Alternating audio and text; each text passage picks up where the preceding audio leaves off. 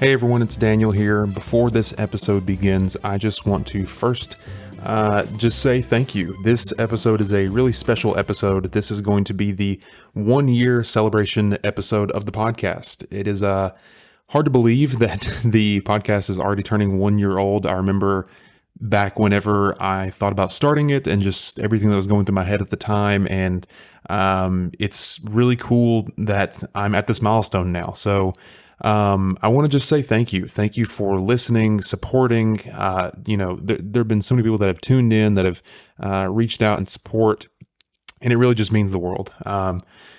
If you've ever listened to any episodes at all or supported in any way, I just want to say thank you. It really means the world to me that people take the time to listen to me talk. People take the time to hear my thoughts and conversations.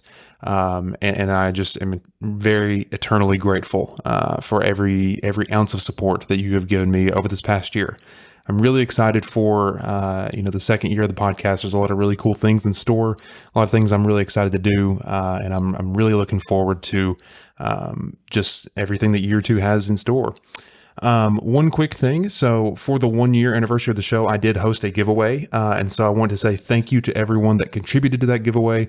We were able to raise a lot of money for the Isaiah 117 house. And that was truly an honor to be able to work with them and raise money for a great cause. If you were the winner of the giveaway, then just know that I've contacted you by the time this episode has come out. So the winner has been contacted and they are made aware that they have won the giveaway. So if you contributed, thank you so much for contributing your resources to a great cause, and I just thank you for your continued support. With all that out of the way, I just want to again say thank you for your support. Thank you for listening in all throughout year one, and I'm excited for year two. Now let's go ahead and jump into the 1 year episode. Thanks, everybody.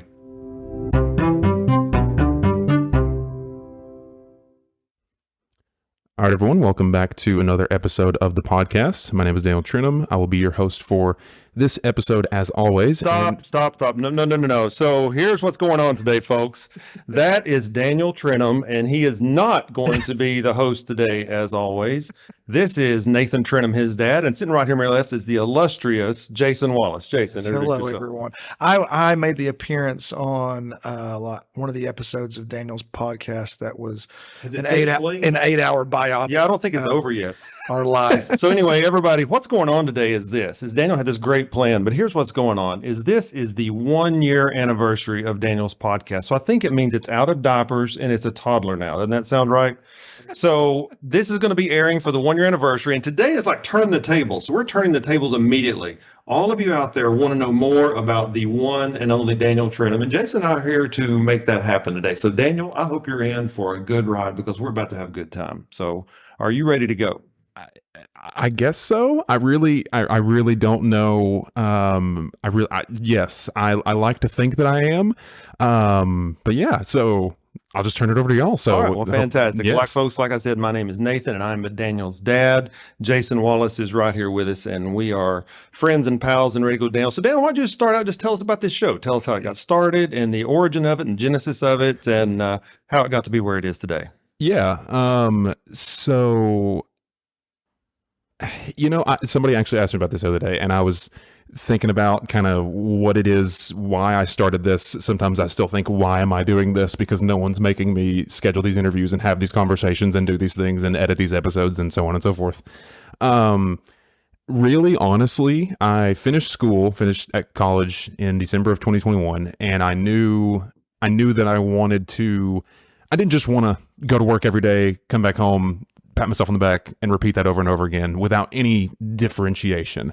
And not that that's a bad thing, but I wanted to fill the time that I would normally be filling with school. I wanted to have something else to fill it with. Most people would call that a hobby. And so I just thought, I kind of think I could do a podcast. Like I have been, well, now that I say this, so I'll come back to something here in just a second, but I kind of feel like I have a decent enough voice to like talk into a microphone. Like, I've got a little bit of baritone to it, but it's not too much. And I thought, like, why not? Like, it's not like I'm starting a business. Like it can't be that expensive to start it up. And many people have done it. And why not? What's the harm in doing it? Now I'm going to pause that for just a second. Where honestly, I think this started, and I don't even know the lady's name that did this to me, but I'm going to blame it on one of my Target coworkers. So I used to work at Target, and I worked at Target in Chattanooga, Tennessee, on Gun Barrel Road. Shout out to that Target. And I worked there for about 3 months in fall and winter of 2020. And I worked up front, and towards the end of my stint there, a lot of times I was just working the registers. Towards the end of my time there, I would usually work the closing shifts. And whenever a store closes, you'll hear, ladies and gentlemen, this is your, metaphorical captain speaking. We are going to be closing in 1 hour. Yeah. So really good. So one day, thank you for, I'm going to be a captain one day. I felt like Barry White. I felt like Michael. So normally I would work. Who knows who Barry White is? Yeah, I think I know the name. I think, is he a singer? Well, he used to be. Well, yeah, I'm just, yeah. Anyways, so normally I would work the registers. And so somebody over at the help desk would be the person that would say, ladies and gentlemen, Target shoppers, thank you so much for coming in today, blah, blah, blah. And one day I was over there and we were about to close, and the person that was with me, my manager, had to go off somewhere. And so it was just me there, and we would close at 11 o'clock and it hit 10 o'clock. And I was like, well, hope somebody does the announcements. And then they radioed me and they were like, hey, Daniel, like, I'm kind of in the middle of something. Can you just read off this? Like, the script is right there. All you gotta do is pick up the phone, press this button, wait 2 seconds for the beep, and then just read off the script and close it down. I was like, yeah, sure, whatever, no big problem. So I pick it up. I'm like, all right, this is my big moment. Like, there's people here, and so I pick it up and it beeps, and I'm like, good evening, Target shoppers. This is your favorite employee, Daniel speaking. Just like to let you know that we'll be closing in 1 hour. I repeat, we'll be closing in whatever the script was. But I started doing that, and it was kind of fun. My fiance has pointed out to me that I like to do a little skit every now and then, whether I realize it or not. And that was kind of like me doing a little skit for all the Target shoppers. I could be like, good evening, Target shoppers. And one day, I had done it a couple of times. And it was a lady, and she was kind of she was getting up there a little bit, and she came up to me and she said, who just did this closing announcement? I was like, that was me. I did. And she was like, you have a great voice. And I said, really? You think so? And she was like, yeah, you have a great voice. And this sounds very egotistical of me to say this, but I say all of this to say that moment right there, I was like, I think you're right. I think I do. Now, I've come down from that pedestal a little bit because that was the first time anybody had ever complimented my voice. But in that moment, I was like, somebody likes to hear me talk. Like, like this lady just told me, and I'm just reciting a script. And so follow that string. I was like, I need to start a hobby. I've got a little bit of spending money. What's it going to hurt to have, some microphones and start up a podcast? And I told this guy I know down in Chattanooga, I was about to finish up, and he said, so what's next for you? And I said, well, I'm going to be working at this accounting firm, which I'm still currently working at. And he said, well, what else are you going to do? I said, well, I want to start a podcast. And I said, I'm going to give myself 2 years and just see what happens. I'm not going to worry about the numbers. I'm not going to worry about whether it makes money or not. I'm just going to do it for fun. And I'm just going to do it and see what happens. And so here I am now. So that's kind of the story of it, basically. And I've had a pretty good time doing it. So tell us about like your idea of the year in review and what that's been and how it's grown and how has it grown? I mean, tell us, what do you think? It's how have you grown in this channel? It's been a very, and I mentioned this, I don't know if I mentioned this to you, but I know in the episode we did, but I know I've texted this to you before. This has been for me, I think I've maybe mentioned this on the show, but this has been for me really the first time I have ever created something on my own. Like from total inception, 99% of the way, like I'm the one that bought the things. I am the one that came up with I scheduled the interviews. I did it from start to finish. I've seen it through. And there have been days where I do not want to talk to anybody. Like there have been days where I've got to work and I'm like, I don't want, because I largely do interviews outside of work hours. I'm like, I don't want to go talk to this person. Like at the time I thought they were cool, but now I'm just kind of like, I don't really want to talk to them. But like, it's like, it's one of those things where it's like at the time it sounded fun, but now I'm like, oh, I got to do this thing and I don't really want to do it. But honestly, it has been a really fulfilling experience. I've never really created anything for myself in that sense, totally on my own from start to finish. And this has kind of been my first time doing that. And like I said, there's definitely been times where I didn't want to do it. And there have been times where I dreaded an interview, and I certainly think there were some that were better than others. But at Did you the tell us which ones you tried? yeah, there was this one guy, Jason. Be careful what you say. No, okay. And if today is one of those, then no. Let me say, all of them have been. I've loved all of them. I mean, I certainly have my favorites, but it's been. I've come away with all of them being very happy with them. But this has kind of been my first time creating something, and I've learned that any kind of creative process, whether it be making a podcast, starting a business, making conventional art, music, paintings, sculptures, whatever, like there is going to be a creative journey with it. There's going to be ups and downs. There's going to be times where you're like, yes, it's the coolest thing ever. I cannot wait to do this. I remember like doing my first interview. I was like, I'm doing this. Like people are, I'm talking to people. Like I just now met this person and they're giving me an hour and a half of their time and I'm talking to them and it's really cool. And then there's other days where I'm like, oh, I gotta edit this show and then put it in here. And this person said this thing. I'm just like, okay, whatever. So like, there have been ups and downs, but all in all, I am very happy with it. And from a numerical standpoint, yes, it's grown because I'm starting from zero.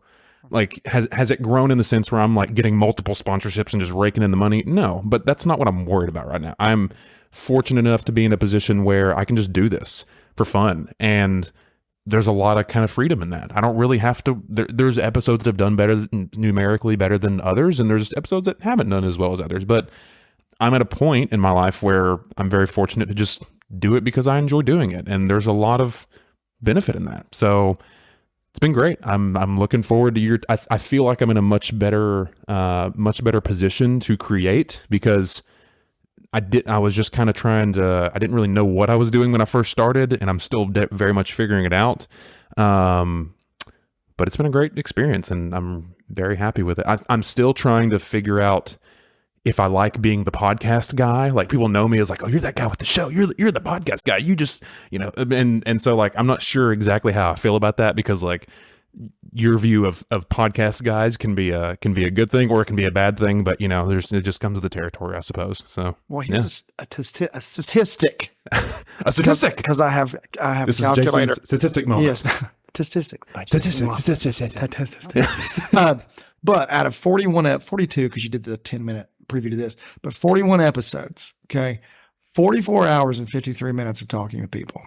I totaled it up on a calculator. Really? Yes, not with my head. So, because I don't teach math. How much of that was your episode? So I was like, oh gosh, 10 hours of that was us. But 44 hours and 53 minutes of, look, at this point in time, where we are again with 41 episodes, but you have spent, like, again, almost 45 hours talking with people and letting people share their story, which is fantastic, I enjoyed being with you. I know, and I've listened to other other episodes and enjoying it and hearing you get to talk. And they're so diverse. Like I even started going through like all the things you've talked about. And out of 41 episodes, you had cancer survivor, you reflect on current events, you've shared personal goals and life events in your life. You've had travel tips and hot spots to go to, fitness coaches, interviews with mentors and impactful people. You've had Q&A sessions. You've had creatives. You had talking with Christian walks and living it out, parenting episodes, social media topics and tips, cooking tips, dream chasing, passion hunting, reflections on life lessons, health and fitness, musicians, money and management, and overcoming trauma. This is the wide variety of 41 episodes. And I don't know, I love to listen to podcasts, and I'm not that old, but Nathan's older than me. And so thank you. He said that into a flip phone. And so but what we have I just got to remember my rotary, so give me a break. Yeah.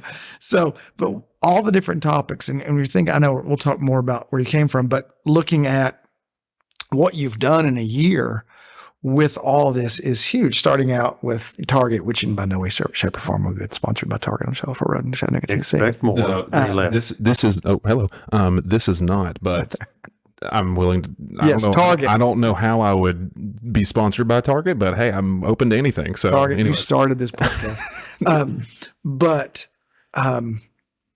thinking back and thinking about the people, number one, that you gave a spotlight to share what they were doing, share who they were, and also to be aware. And also, again, and a number of these were things of you just talking, things that you cared about and mentioned, but the variety of it and the podcasts I listen to, I'm usually pretty direct on, I'll listen to specific podcasts that deal with a genre of area, okay? Nerd kind of stuff and comic book movies, comic books, those kind of things. I know what I'm getting. But with this, you don't always know what you're getting. And I think that's the really coolest thing about what you've done, because you don't know what you're getting each episode. And then we talked about it when we interviewed, like Seinfeld, a show about nothing. Yeah. And in a way, I said it in the most loving way, but it's about everything. And it's about the people. It's about sharing the life and in the spotlight, and that's huge.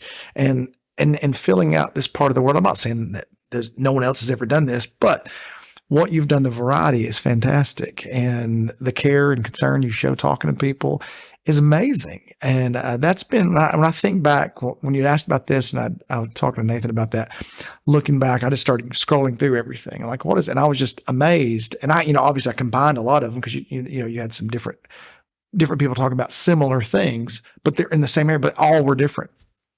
And it was insane to think about all this stuff just in 41. I can imagine another year, all the stuff you've done, and not really repeating anything. I mean, in the categories, but you've not had all this kind of stuff. So that's been very cool to see. And thinking about a year ago, if you hadn't had that passion and dream, and again, this is something we did talk about when we were together, but this wouldn't exist.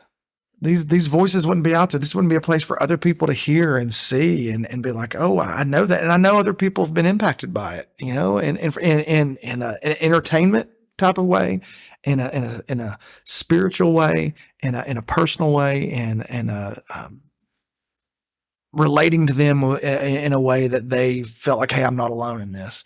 And it didn't exist. It wouldn't exist. It wouldn't be here if you put it down. And you talk about making something. This is the prime example of it. You made 41 somethings and still going strong. And by the time this airs, I know there'll be more. But all that's huge. And it's and again, it's not about what is your legacy. It's not. That is just your passion, your hobby, and bringing this out. It's really, really cool. And just looking at all that, I was pretty impressed with just seeing, because I knew what it was. I knew there was a variety, but it was just crazy to see the variety. It's an encyclopedia. I think you need to keep going and just put everything categorized by alphabetically, not yearly. Like, if you need one of these, just look for them. But anyway, I just thought that was very, very awesome. And just when you said that, it reminded me of, this is that one passion turned into this. And I know, kind of jumping ahead, I know we'll go back and forth, but very, very cool. Well, first off, thank you very much. I know I've done 41 episodes at the time of this recording. I know I've done 41 episodes, and by the time this airs, who knows? But the numeric, saying that in like the amount of hours, like that's kind of weird to think about that. But thank you very much. I don't really know what to say. I will say one thing, like, it has been interesting, and I think this is a lot of time, like, unless the thing you do or the thing you create gives you like an immediate response, if you're a professional basketball player, like if you hit the shot, people go crazy. If you miss it, they're just in their seats. Like, you get immediate feedback of whether what you're doing is good or bad. It's been interesting for me because, like, I'm at a point now where I have a little bit of a back catalog. And so, like, initially when I first started, there was only 3 episodes. And so, like, you could only listen to those 3 episodes. And so if you were new to it, you could listen to those 3 episodes and that was it. But now, like, I know of people that have like found out about episode 38, and they'll go back and listen to old episodes. And it's interesting because, like, a lot of times I don't see that. Like, most people aren't going to reach out to me and be like, hey man, you rocked it on that, like, where you talked for an hour, you were awesome. Like, most people don't do, and I'm not expecting that, but it's an interesting dynamic, like, creating something and both hoping it does well, but also understanding that it's really not mine once it's out there. Like, it's mine in the sense that I had a large hand in creating it, but it's the audience's once I'm done with it. It's yours to interpret the conversation and make whatever. And you may listen to me and think, wow, this guy needs to stop doing podcasts. Or you may think, oh, this guest is fantastic, whatever. It's an interesting dynamic, I guess. And I think that's a large part of creating anything, not just in the standard creative fields of art and music and movie and whatever, but or the theater. But that's part of creating anything, any new relationship, any recipe, any whatever. It's both yours and it's not. So I'm in a very fortunate position, I guess I'll put it that way, to have the people that tune in. So yeah. So I'll tell you something I noticed, and obviously I know Daniel pretty well since I've known him. I would say so. Yeah. 23 years plus a little bit now.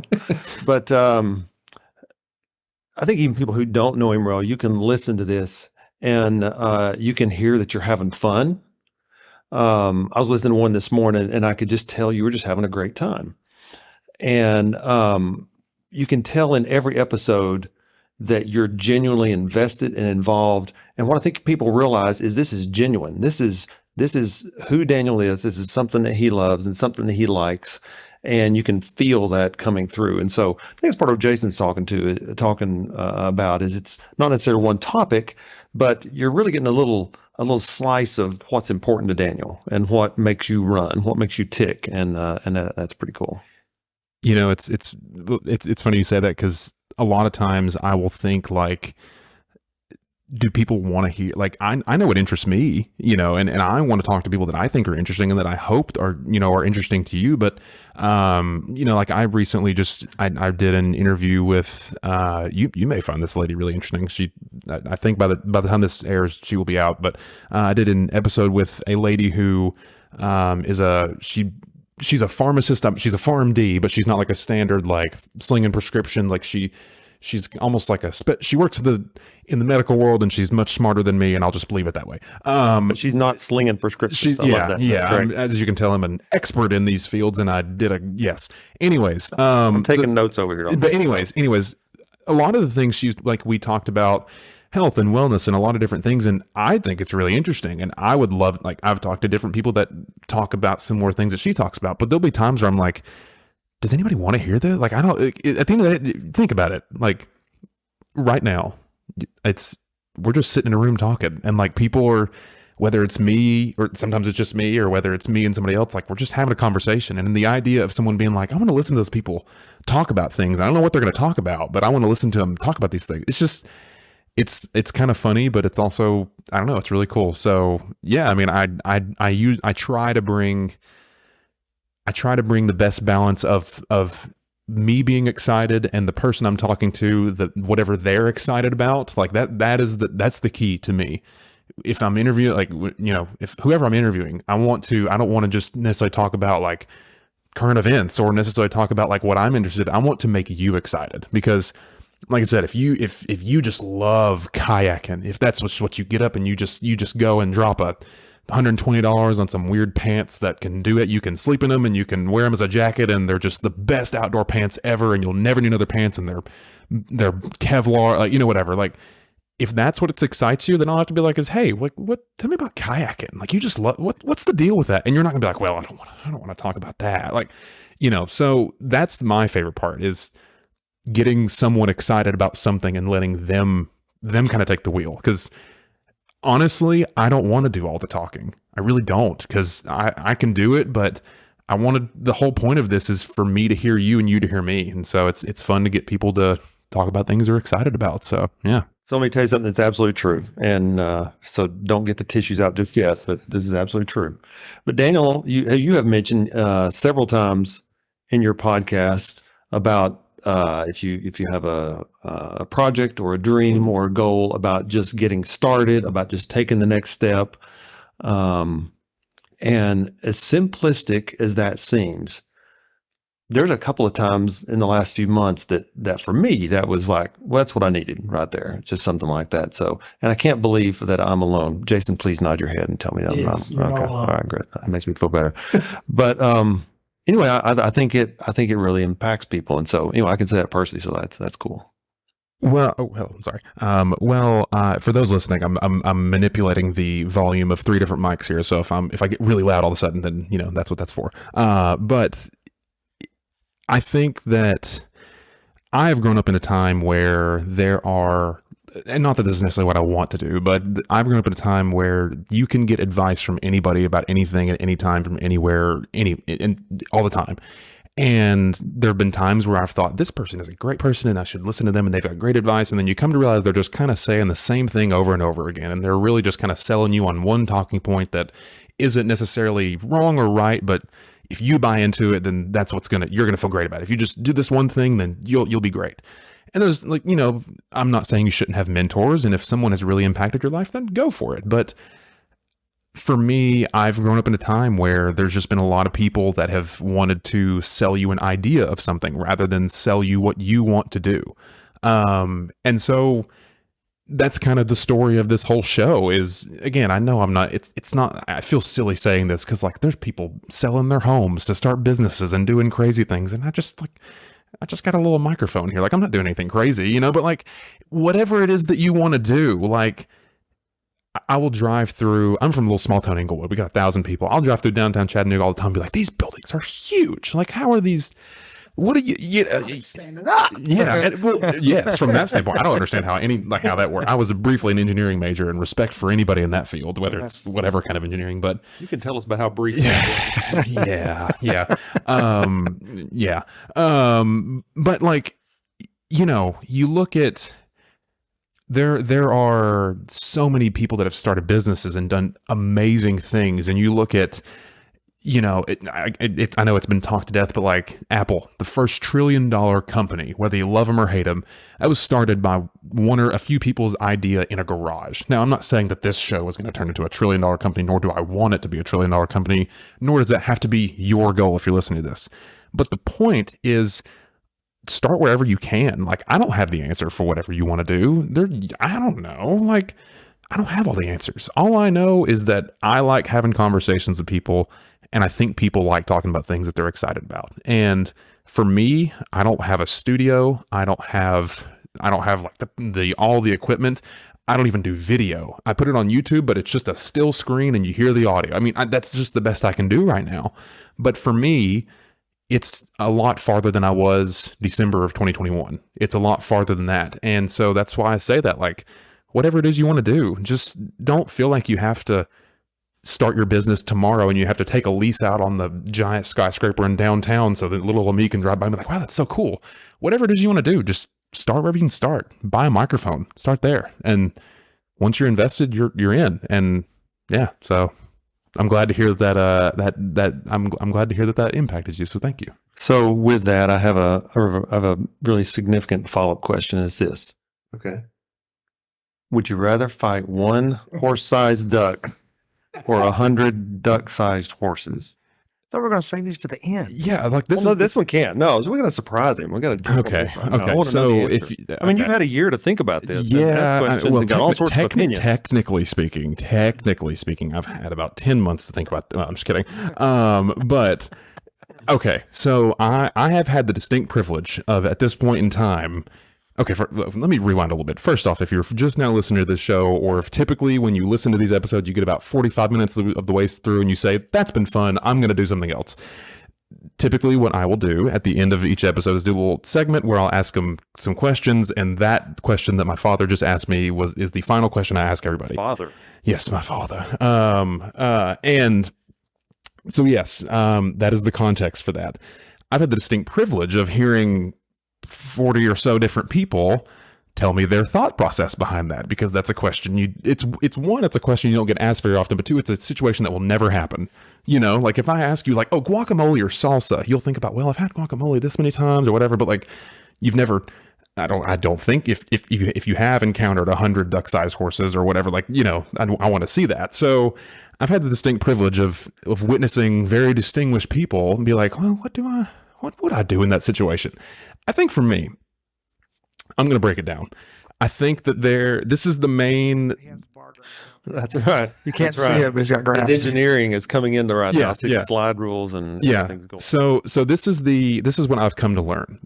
If your team, I want to fight a horse-sized duck, you're taking it from the standpoint of there's one of this thing, and I can focus on one thing, and while it may be bigger and stronger and it may overpower me, there's only one. And so if I can just divert all it's kind of like a puncher's chance. It's like I may be fighting Mike Tyson, but if I hit him, he's going down. You know what I'm saying? So there's that. Downside is it could just swipe you and you're done. The horse-sized ducks, on the other hand, while a horse can, one thing I haven't considered is I don't know if the strength of a horse's kick, if it scales, I don't know if if it hurts the same when it's that small, but I haven't worked out that math yet. I'll let you know what I do. But you're banking on they're much smaller. You may get overwhelmed, but they're much smaller. It's kind of like, I don't know if you've ever heard the class. It's like, how many toddlers could you fight? It's like you could take on one, but like, what if there's 1,000 of them? Could you take on 1,000 toddlers? You know, so that's kind of the dichotomy here. I think for me, I have come to the conclusion, and I've established I don't tell people this. First off, I let them ask me this question. If they ask me if they can have a weapon, I say they can have a blunt object. So if you're a future guest and you're listening, that you have to ask me that question, or I'll let you have a blunt object. I think that for me, I'm gonna go. Man, okay. I think I'm gonna go duck-sized horses, and this is why I say that. Assuming I have some kind of blunt object, like a 2x4 or something like that, I feel like I can power through the pain of whatever happens. Like they'll be nibbling on my ankles or whatever, but I think I got quick legs, you know, and I've never worked out where this will be happening. Like, I don't know if it's just like in the Matrix and you're just kind of existing in a plane of space or whatever, but assuming there is some kind of elevated surface, I'm golden. I'm just getting on the table. What are those horses going to do? You know, I mean, so you don't give your other people you interview all these options. I don't. But do you know how long I've been talking about this already? I've been talking for like 5 minutes on whether I still haven't really answered the question yet. So I realize you that. know. So my advice for this is to just work out all the options. Just think about it, talk it out, and if you ask me, hey, can I jump up on a table? Yeah, you can jump on a table, but you got to ask me first. So that's going to be my, at this point now. Ask me a year in the future, who knows what will happen? But that's what I'm making. I've got 3 thoughts on this, and I want to get Jason. So number 1 is you spent way too much time thinking about this. Number 2 is you're very analytical, and I'm wondering where that came from. Number 3, I think a lightsaber should count as a blunt object. What do you think about that, Jason? I mean, I think that should work. I mean, it's blunt. And then the rest of it, I'm not sure if it's real on the other end. So it is. It can, you know, it's a point. It's not a sharp point, but it's a point that can go through most anything. So I don't know, but I would say, to go with what you were saying, if there's 100 duck-sized horses and you chose that, clearly they're unified. Clearly they have. Oh my! There's a hierarchy of power within this community. Okay? It's a hive mentality. It's like the board. It's a pack. For you Star Trek fans out there. Yes. And so if you're on a table, there are horses. Horses kick. I mean, all it's going to do, they're going to knock you down, or they've learned how to get on each other's backs. Either way, you're coming to them and they're coming to you. I'm just saying, if we've got that 100 of them are coming in as one mind, they know what you're doing. They know what they're doing. But what if, okay, 2 things. First, I'll raise you. What if it's a sturdy table? I mean, listen, hey, but let's just take a second. All the audience out there, listen. That's a sturdy table. So, I mean, just saying, I'm not talking, if it's a sturdy table, I might be in good shape. But also, while yes, there's 100 horses, listen, to just put it lightly, I'm just built different. I don't know what to tell you. I'm just built. I don't know. They don't know what they're up against. I don't know what to tell them. So I don't know. I'm Daniel. If I have to be prideful in a moment, I'm just, at some point you just got to put the gloves on and say, I'm going to win. I don't know what to tell you. There may be 100 of you, but I got thunder and lightning, and you know what, that's all I got to say. So bring it on, horses, you know. They've unionized. So all I know is you can't really beat a union, but still that's interesting. I didn't realize. So, well, I know I thought we were going to talk about the end, but Nathan's jumping the gun here. But I will say one more thing about this. Since we're hitting a year anniversary, are you going to retire that question and spend their next year? I mean, you realize now you've given a lot of people a lot of options to think about here coming up. Are you going to retire that one and possibly for your 5-year anniversary, bring it back, but or do a reboot of it? I guess that'd be the correct term now in this world we live in, and replace it with another silly yet thought-provoking scenario. These are not silly questions. First of all. I'm not thinking it's silly. I'm just trying to speak. I'm just trying to be that voice amongst the 3 of us. But I think I'm just saying. Look, I said they were unionized, so clearly I'm buying into this. Am I also paying their salaries now? Like, Look, I don't know, man. Horses are needy. But so, have you thought about that? I have not. I really haven't. But now that you say that, I think I might just do that now that you say it. So Every year have a new finalized thought-provoking. okay, so Question. so what should it be then? So I'm gonna flip this on you all. So yeah, I love that idea. We're brainstorming now. Things are happening. I love that idea. What would you, if you were me and you were in my shoes, my big size 13 shoes, what would you suggest me? Now, I will say at the end of this episode, I have a scenario that I'm going to give you at the end. I'll save that to the end. So I can't reveal that one. It's something I've said for a long time. And it reveals everything about who a person is. I'm just saying. So prepare yourself. Get your lattes ready. But I mean, you gave, there was an animal. You obviously, it was a fighting type scenario. So it depends on you want to stay in that category, or is there survival again, or you want to stay in that? Do you, it's one of those things. Is it, it's animal. We're going to go for mineral next. What are we going to do? Is that? The either ors, like you said, salsa guacamole, either or, that's pretty simple. But something that my thing was something that's obscure, something that's, no one's ever thought of a duck-sized horse-sized duck kind of thing. So something I think in that line that would be something typically a person who does not take a lot of Sudafed would think of. Something cool that Jason just made me think about is Sudafed. Sudafed. You're getting a little personal. So something cool I just thought about is every time I recall you asking somebody that question, they always said what Jason just said. I've never thought about that. And I think I want to go back. That's part of the cool bar of this show and it's kind of what we're doing this, is it catches them off guard and it's thought provoking and it's all those things. And it reveals a little bit of something. I will not forget, at least not soon. I think it was when you interviewed, and it's called My Favorite Professor. I think he's the one that referred to shout out to Dr. H. A duck that would be like a dinosaur. And I've been a little freaked out by it since then. I just got to tell you. So, but anyway, those kind of things. Also, listen, ducks are mean, and I don't listen. Ducks maybe, well, two things. First off, I think I'm not gonna give myself too much credit because what you just said, like, people say, "Oh, I've never thought about that." I think people have never thought about that because, why would they think about that? Exactly.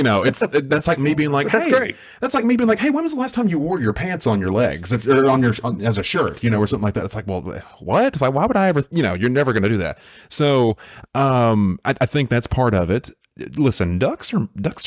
They're kind of like chickens. Like I don't have much. I don't have much experience like hand to hand with chickens or anything, but like they move quick, and those are animals. And I'm not saying that's not the case with a horse, but again, I just feel like I feel like it goes down to like I'm just bigger than them. I'm strong, and I get they're fast, they're strong, even though they're small. They're kind of like an Ewok or something, maybe. Like they're small, but Ewoks are not particularly strong, but like, they got their little nets and stuff. But anyways, I think that They tried to, or Han Solo, sorry. Yes. Tried to cook him. Yeah. So I think that, but I will say one thing, part of the reason I definitely agree with you. Part of the reason why I like that question is it is so absurd. Like, it's just silly. It's just funny. Like people, it's like guacamole or salsa, sunsets or sunrise, dude. Like, what do you prefer? Like, I feel kind of silly asking sometimes. I'm like, okay, what do you prefer? Do you prefer waking up early or staying up late? But like, the last one, it's just kind of funny. It's Are like, you a okay, Sagittarius? yeah. Like, what's your sign? What are you? Yeah. But I just, it's just kind of absurd. It's just funny. And yet I think it's a little bit revealing about the person. Yeah. So I will also say there's one thing that ducks are jerks. I just want everybody to know that. And I'll say that horses would not unionize and have of one mind. I mean, this clearly comes from a teachers union person. Clearly, so that's what it is. Yeah, brought to you by Tennessee Teachers Union. We have no voice. We're a dog with no teeth. But no, and ducks are aggressive lovers. You should Google it. I'm not making that up. Google I am a little disturbed that you know that. Look, I know random facts. So anyway, not that I'm like on like, weird duck sites, but still, I do have. Do we need a disclaimer and this be listened only at a certain time of night? I do have insomnia, so there's that. But no, I think I like, of course, the idea of choice. I like the idea of choice, and I like the idea with a lot of these is it's a forced choice because there's no wrong answer with that, but we always think there's a right answer, and I like that scenario. And so that's the fun part of the question, I think. Obviously, the scenarios are I like that, but it's one of those that there is no wrong, and of course, but we could always debate like a right one just to be silly. But it's one of those things that's neat. So I think something like that, and it's a hard. It's again when you have something solid like that, but I think it would be neat for your second year to end with that, and then and always go back to that, which kind of makes it neat. Well, okay. So how about this? I'll make a deal with you. So. First, yeah, I'll follow. I will have by the time that you, the audience, listening to this, the episode that comes out after this episode. I can't think that far yet. But I'll do a new one. I'll raise you on that. But if you would you care to? What was your answer to that question? Because I've asked you. Do you remember what's your answer in this moment? Gosh, yeah. Y'all go back to listen to episode 23. Yeah, it's 8.5 hours long. I never got through it. I'm sure. Let's see. I'm trying to think what I said. I want to think I said 100 duck-sized horses, but I have no memory of that answer. I have memories of other answers, but that one I remember talking. It was one of those things. I remember us talking a lot of like, well, this was happening. It was over here. What time of day is it? Is the sun in their eyes? They're not really good at dawn. And, so I don't remember that, but I remember it was just fun either way thinking about it. So, but I don't now. If I said it, I don't know, just a duck-sized horse. I know they don't have any teeth, but goodness, I don't know. I go back to what I said. Google that, and no one will ever want a duck-sized horse. So I'll just have to go back and check it out. But the reason I say that is I just said my answer, and you have your answer. I would be, if this is going to be the year episode. Listen, normally I do this in the end, but I would be remiss. What would you say? Always. Now you can't. I would say don't give me. I haven't thought about this much. You've just revealed that you've thought about this. No, so. I mean honestly, you're this or that question. A lot of them are the same sometimes, and I answer them as I go. But I've always no. It is guacamole. I changed my mind. Guac, no salsa, no guac. Oh goodness. So, but anyway, I have always thought I would want to take on the 100 duck-sized horses because I thought if I had a good solid axe handle or small baseball bat that I could whack them away pretty fast that could wound enough and maim enough and things that, and I got to tell you, Dr. H, is that who it was? The idea of that being a dinosaur just a little bit freaked me out just a little bit. That sealed it for me. I had just a little bit of question on the end. As soon as he said that was done. I was like, no, I don't want to see what that's kind of creepy. Listen, and now what Jason said about him, I'm really running away because I don't know what that duck's going to do to me when it gets me. So hey, I will say this though. I know I have to alter the scenario, but riding a duck-sized horse into battle would be. There would be a moment of is that a duck? Is that a duck that he's riding? And you're just coming in. Oh yeah, I think you could destroy some stuff. It's funny you say that because I forget who it was, and if I'm just making this up or I'm thinking this happened, I could be, but I'm fairly certain because I get some of the similar answers when I ask that. But there's been I swear there was one time one person was like, it's a good I haven't thought about that, and they were like, well. Like the duck is kind of big, but like if there's 100 horses, like what if I could like make them my friend and they're like my legion? Like I can like command them. I'm like, you've been thinking about this. Like that's an answer I haven't like befriend. Like it's one thing to befriend the one thing, but then to be like, no, this is gonna be my army. Like I'm gonna make them like me, and then you're gonna have to deal with It's like Beastmaster. Yeah. Toto and Poto. Yeah. Now, there's only like 4 of you that are going to get that reference. I do not. You had to be born in the 70s. I was about to say, I do not. Okay. I am a child of the of the year 2000, so I do not. All right, I'll plug this movie now, Beastmaster. Movie from the 80s, Beastmaster. Watch it. It's awful. But it's awfully good. I was about to say, are you telling me to watch this because young Jason enjoyed this, or are you telling me to watch this because it's a good movie? Because there's a lot of listen. I remember very distinctly watching the live action reboot of the Teenage Mutant Ninja Turtles movies in theater, and I bought it on Blu-ray and I still have it. It came with your own bandanas and everything. And I remember walking to that theater saying that was the best movie I've ever seen in my entire life. That was very much nostalgia speaking at that moment. So that's why I'm asking: is this a legitimate endorsement, or are you just is it nostalgia speaking? I'll know it. Well, maybe a little bit of both. And I will say this: I'll put this disclaimer over it. If it came out in the '80s, it's worth watching. I believe that 100%. Cartoons and movies. Best cartoons came out in the '80s. But as far as '80s movies and all that, it's worth the watch because it's one of those. It's a cult movie. You just have to watch it. It's horrible, but it's so good. So Beastmaster, and you'll get the Toto and Poto reference, and I can't even believe I remembered that. I'll have to check it out. Have you seen Beastmaster? I don't think I have. Have you ever seen Beastmaster? I really don't think I have. Oh my goodness, Nathan, you call yourself a professional? So far, he's mentioned unionizing, the Beastmaster, and some kind of crazy videos about ducks that the rest of us I didn't say a video. I said information that I read in a book once, and then now people can go. So, ladies and gentlemen, this man teaches your children. So one thing I do want to say before we I'm assuming we're about to shut the book on the horse-sized duck. How long we've talked about this? That's trust me, I am very much aware of how long we've been talking about this. One thing I will say, amongst all the answers I've had, something that has, I'm not going to name any names, just not because I just don't remember, and I'm not going to think about it, but I know for a fact most people, when I ask them that, they'll be like, oh, I didn't think, that's an interesting question. Well, they'll kind of work, like I'll see them kind of work through, and I specifically always ask them, like, I want you to give me your line of thinking, And there's some people I'll be like, yeah, and so what do you think about this scenario? 100 duck-sized horses or one horse-sized duck? And they'll be like, oh, the duck. The duck, 100%. Or they'll be like, oh, horses, 1,000%, no doubt. And in my mind, I'm like, you answered that too quickly. Like, again, I've had the privilege of hearing 40 different people talk about it, but I'm just asking you this for the first time. And so if you're getting asked something for the first time, you're like, oh yeah, the duck for sure, 1,000%. I don't mess with the horses. It's like, what have you been doing in your spare time? Like, what have you thought about this? Like, you shouldn't have thought about. That's the whole point, So it's people are fun, People are just interesting. So I think that's what I've got to say about the horse-sized duck debate, the great horse-sized duck debate. I think we have done as much of that debate as we can. That was very thorough. What a great way to retire. But I'll say this, since you were talking about that, and this is one of the questions I wrote down.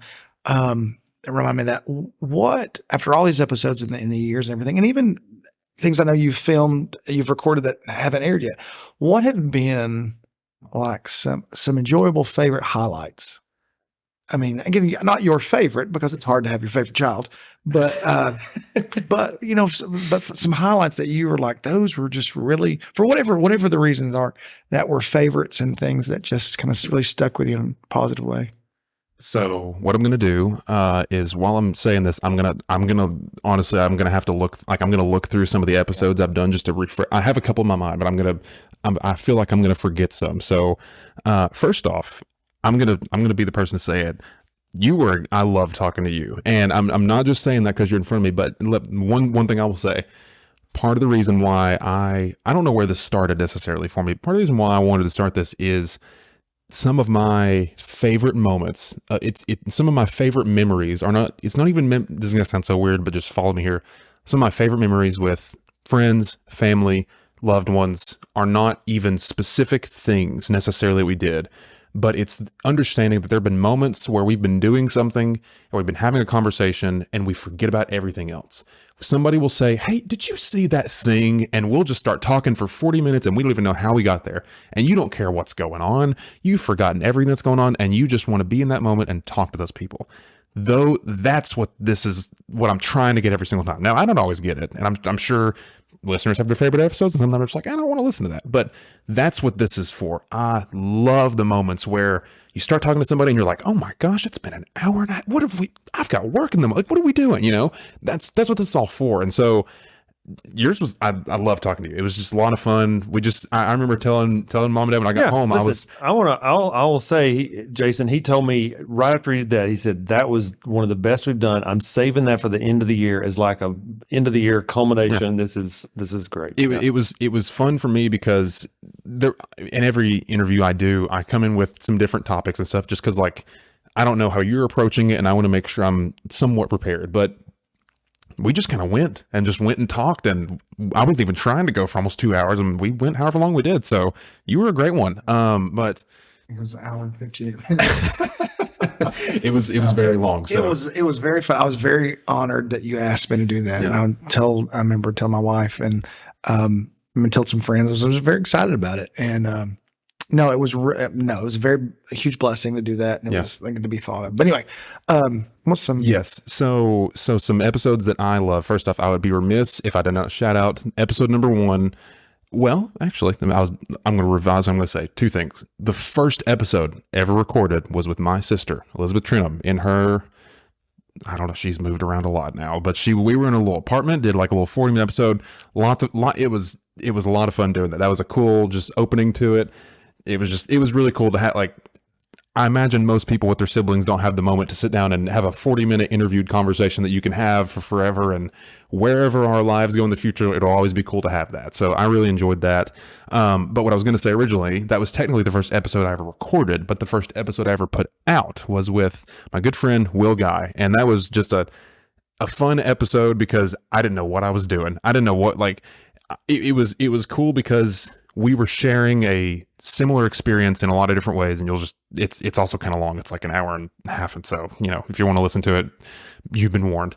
But it was just really cool. Like, again, you have specific memories of people, but you don't, when's the last time you sat down and had an hour plus conversation with someone you really care about? And that was just really cool to do. So that was a lot of fun. At the time of this recording, so I'm going to give you another one. At the time of this recording, this episode will have not been out, but by the time this episode is airing, it will be out. I did an episode with a guy. His name is Cornelius. Shout out to Cornelius. If you're listening to this, he's a great guy.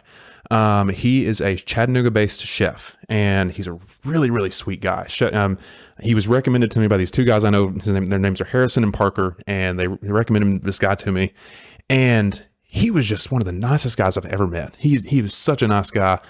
And his interview, you'll eventually hear it whenever it comes out.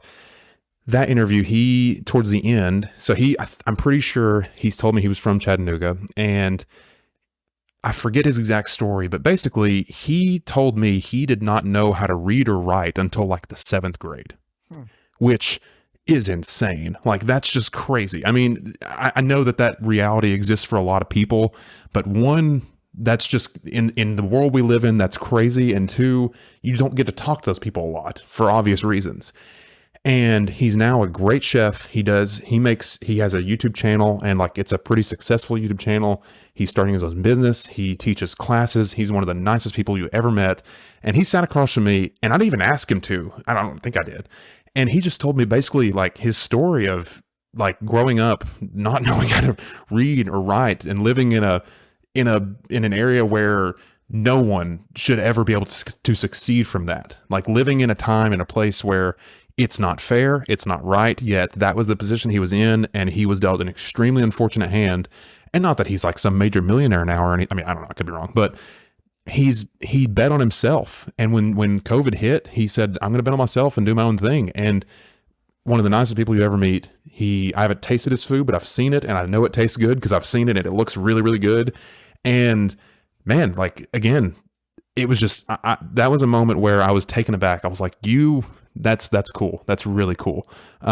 He said he transferred. He convinced a school. He went to a school up until a point, and he didn't know how to read or write, and he convinced a different school to let him transfer to it. And it was like his saving grace. And it was just one of the coolest stories. I know I'm missing a lot of details, but his name is Cornelius Lathan. So by the time this episode comes out, that episode will be out. So if you're listening, go check it out. Cornelius is an awesome guy. Another one that was really fun is, so I've interviewed 2 people that are, I will say, mildly internet famous, I guess, if for what that's worth. Excuse me. The first one, let me see here. It was episode 12. So this was the first ever, like, when all this happened, this was the very first, like, oh wow, like I'm a podcast guy now, like I'm doing this. His internet name is Mr. Beat, but his name is Matt Beat. You will get a kick out of this, but he does online content all centered around U.S. history and U.S. politics, but it's in a very, I think, a very fun and tongue-in-cheek way. Like, he makes songs about presidents just for fun, but he started making these videos to teach his class. It wasn't just like he does it full time now because it's grown, his channel has grown, but he started it just because he wanted to have better materials to help teach his class and teach them something he was passionate about. And it was funny. I had just been watching his videos for a while because he was really funny, and I'm learning stuff from this guy. And I just didn't he did a video where he drove the whole Oregon Trail, like the actual Oregon Trail. Like he's just loves U.S. history. And I just one day I was like, that'd be kind of cool to talk to him. Like, he seems like a nice guy. He's kind of like, I don't know if he's listened to these or not, but he's kind of nerdy. Like, he's a social studies teacher, And I just found his website one day and I just messaged him, was like, hey, like, I don't even know if you check these, but I'd love to talk to you sometime. And he emailed me back in like 30 minutes and he was like, yeah, let's do it. And for a moment, I didn't know. I've done some interviews over Zoom before, but at that time I didn't have Zoom. And I was like, he lives in Kansas. And I was like, I got to go to Kansas. I got to drive to Kansas right now. I was talking to Abby. I was like, okay, this is my plan. I'm going to get off work on Thursday. I'm going to work remotely on Friday. I'm going to drive Thursday overnight to your parents' house in Memphis. And and she was like, and you haven't released episode 1 yet. I was like, no, I haven't yet, but it's going to be great whenever I do it. This was very early on, so that was cool. He was a really great guy. If you're out there and you're listening, you want something new to check on YouTube, go check out Mr. Beat. He's awesome. And then I'll give 2 more. The other mildly internet famous person I interviewed, which was really cool. Her name is her internet name is Money with Katie. She's she makes financial based content. And a lot of reasons why I liked her is she makes a lot. I mean, you can, whatever your view is on finances, you can find somebody that's going to validate that anywhere on the internet. To me, in my humble opinion, I think she makes a lot of really good advice that tackles the financial world in a lot of different ways. Whether you just want to know what's the best way to budget, or should you even, how concerned about the markets should you be? Like, do you really need to be concerned if the Dow dropped today, or should you just put money in your 401k and be happy with it? Like, she takes a very much, and I guess I sort of sympathize with this. She takes a very much, I'm a millennial and I'm still trying to figure out money approach to it. And I not that I'm a millennial, but I empathize with that a little bit because I'm a 20-something figuring out the world. And it's cool to hear I don't know how old she is, but she's roughly my age, talk about her experiences with finances. And so she has her own, like, a legit, not that this, like, she has a show that, like, is produced and, like, has a set, like, the whole 9 yards. And it was really cool to talk to her. So that was cool. And man, I'm blanking. I feel like there's one that, like, I really enjoyed talking to Dr. H. That was cool. He's really good. Oh, the one last one I'll share. His name is Justin Bennett. And if you're ever in Chattanooga, this guy makes great pizza, great pizza. But I will say probably one of the best, one quick thing, probably one of the best podcast titles I've ever come up with, because people have told me, like, that was a good title. It is episode 25, The Pursuit of Dreams and Pizza. It was just, I don't know. I love that one. People told me they enjoyed it and I was like, thank you. That makes me feel good. But man, he was just a really nice guy and just fun to talk to. And just, again, it went back to when you get people excited about something, you get them talking about something they're passionate about. Those are the fun conversations. And he was he's so passionate about, as silly as it sounds, so passionate about making great food and bringing it to people and providing a restaurant that isn't just a Chili's that's like every other Chili's in America and you can get the same thing anywhere, but making an experience that's like, when you walk into his restaurant, it's like you're at home almost. Like I legitimately felt like that. Like whenever I go to his restaurant, it was a real big pleasure to talk with him. So his name is Justin Bennett. If you're ever in Chattanooga, Red Bank area, It is called Pizzeria Cortile. Go check them out. Tell them I sent you, and they will say, "Who sent you?" But no, they're It's famous. yeah. I don't know what you're talking about. But I mean, I'm sure there's some I'm forgetting, and I can't go through all of them right now. But those are some that I really enjoyed. So that's my answer. So there you go. Highlights of the year. That's good. Well, I have a question for you, and you've somewhat addressed this, and I'll prep you. I mean, you've somewhat addressed this, I think, certainly in episode 1 that you released, and others along the way. But I'll give everybody a little bit of background. Daniel has always been very laid back, very easygoing, easy to get along with. But there was a time that he was so laid back that we're a little bit worried if he was going to. I mean, we had to motivate him, if you can understand what I'm saying, for almost everything. I mean, just really had to get him going. And that's not the case anymore. So Daniel, just imagine yourself, you're who you were up till you were about 16. And then the person that you were from certainly 18 or 19 on. And I know some big events happened right in there, but what happened to what do you think led to that transition in there? So I'm going to try to be very careful because I know we've been joking around a little bit. One thing, Abby gives me a hard time because she's like, you just cannot take a compliment. Like somebody will say something nice to me, I'm like, oh, that's thank you. Like I don't know what it is, and so I don't want to be too much like, yeah, I did that thing, like whatever. But I know what you're talking about, and I will save the full conversation about what happened. Long story short, had a brain tumor, no longer have a brain tumor. Hooray! That was discussed in episode 1. Happened in 2018. Go check it out if you haven't already. But for me, I know and I don't know. It's funny because I feel like I'm a very different person than I was. I mean, all of us are. I mean, we grow over time and you change over time, but something I've become much more open to. I mean, I don't just talk about it because I'll talk about it if people want me to talk about it, but I didn't talk about it a lot growing up, but I was an extremely self-conscious person growing up, extremely, for a lot of ways. And my way of dealing with that a lot of times was I can make you laugh, or I think I can make you laugh at the very least. I may not always, but I can try to make you laugh. And if you can laugh at me, then you'll like me. And if you like me, that makes me feel good. And if I feel good, I guess that means I'm doing something right. And I'm not going to listen, this is not me saying like I was just the most depressed person my whole life and I just had it rough and I've just been dealt a poor hand. And no, I have lived a very fortunate and blessed life in a lot of ways.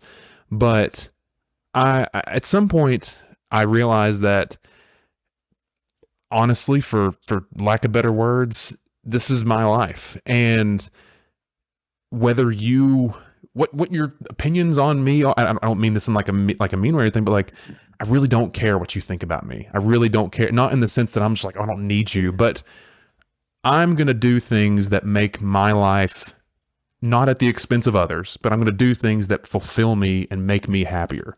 And the things that I like to do personally that fulfill me and make me happier, not at the expense of other people, is I do like to make people laugh. And I like to make myself laugh. And I like to try to bring out the best in other people.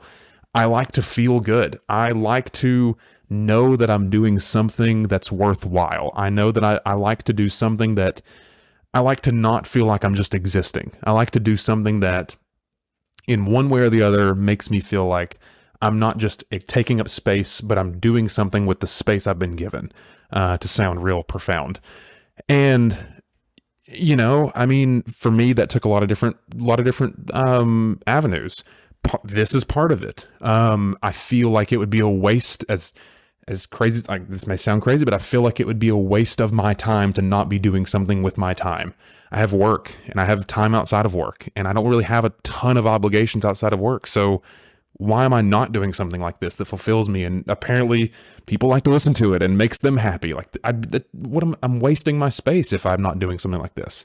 For me, like, not that I'm taking another different approach, like, not that I'm some I'm some beacon of male existence or anything, but we're given we're given one person. We are ourselves. We're given one person. And I feel like I would be remiss if I just treated it like it's nothing. I mean, not that I need to like slave away in the gym every day, but you wouldn't put water in your car because it wouldn't run. You wouldn't put rocks in the gas tank of your car because it wouldn't go anywhere. It wouldn't do the things you needed. You wouldn't just drive your car off into a ditch because it's fun and adrenaline rushing. Like, you're going to take care of it. And I wasn't taking care of myself for a long time. I was just kind of going along and just doing the things I wanted to do. And at some point I realized, like, this is me. Like, why am I doing this to myself?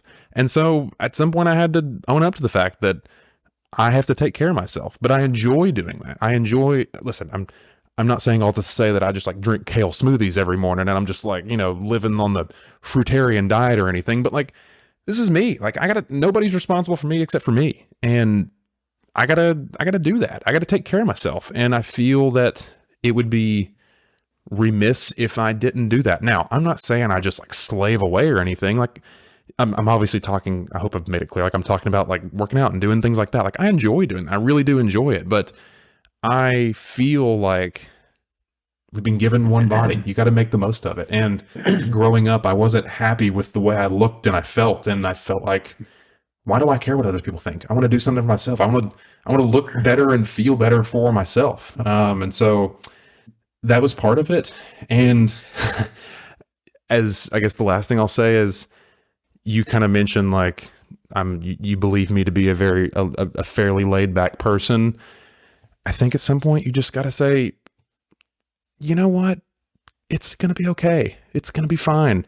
We kind of joked a little bit before this, like, you hear people bickering back and forth about things. And I'm not saying you should just let every little thing slide off your back and be like, hey man, I just wrecked my car into a tree. Hey, whatever, man. It's cool. Like, I understand there's situations that call for you to be present in the moment and serious, but listen, life's too short to be worried about what the person down the street thinks about you. Life's too short to be worried about if you sent the right thing the right way, exactly at the right time.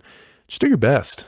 Just do your best. That's what people need. People don't need you to be perfect. People just need you to be you and just be perfect. And I think that for me is kind of the thing that I want to do the most. I want to be myself and hopefully make you enjoy yourself a little bit too. Because I think we all need a little bit more of that, whether you're 5 years old, 50 years old, or 500 years old. I think we all could use a little bit of being ourselves and loosening up a little bit and just living our lives. I know this is very much just Matthew McConaughey of me, just live your life, man. But like, I think there's a little bit of truth to that. I think you have a decoration of some sort in your office that says no need, something like, don't worry too much about what's going on in your life. None of us make it out alive anyways. Something like that. Don't take life too seriously. Yeah. None of us makes it out alive. Again, I'm not saying like, I think at some point I realized that as silly and profound as that is,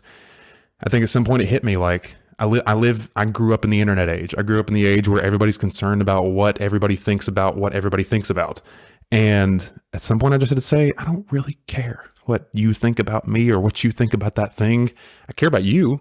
And I care about what you're doing, and I care about your well-being and safety and health and whether you're making smart choices. Yes, of course I care about you, but honestly, I don't care. Like, I don't care enough to be concerned about things that really don't matter. And when you're able, I know this sounds very silly because I'm a 23-year-old with no children, I'm not even married yet, and there's a lot of life ahead of me, but I don't think life is too short to worry about things like that. And that will alleviate a lot of stresses in your life, I personally believe. So it reminds me of a phrase I always think of, and I heard years ago, but in situations you can light a candle or curse the darkness. And just hearing everything you're saying, that's it. You can light a candle or you just curse the darkness and make that light. And I think you have. I think you've done it. And Nathan setting down the plate of brownies.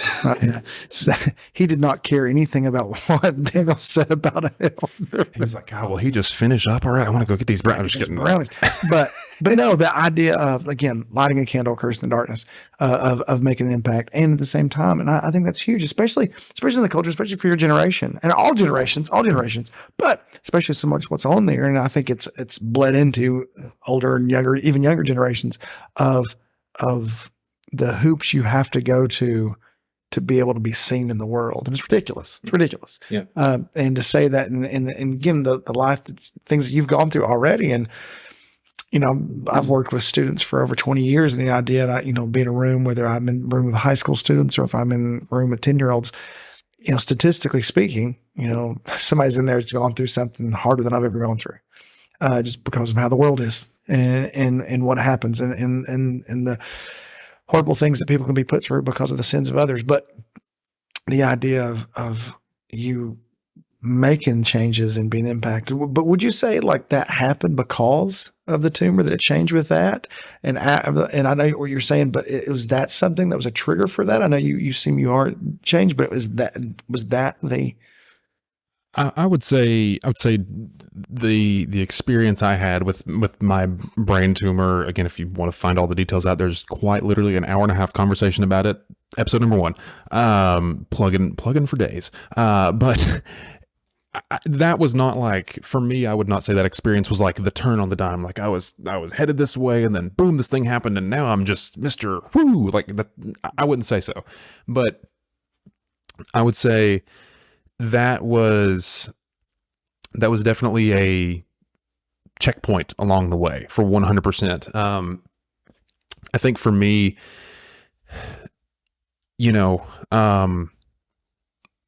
I'll preface everything I'm about to say with the understanding that I know that there are like what you kind of alluded to there.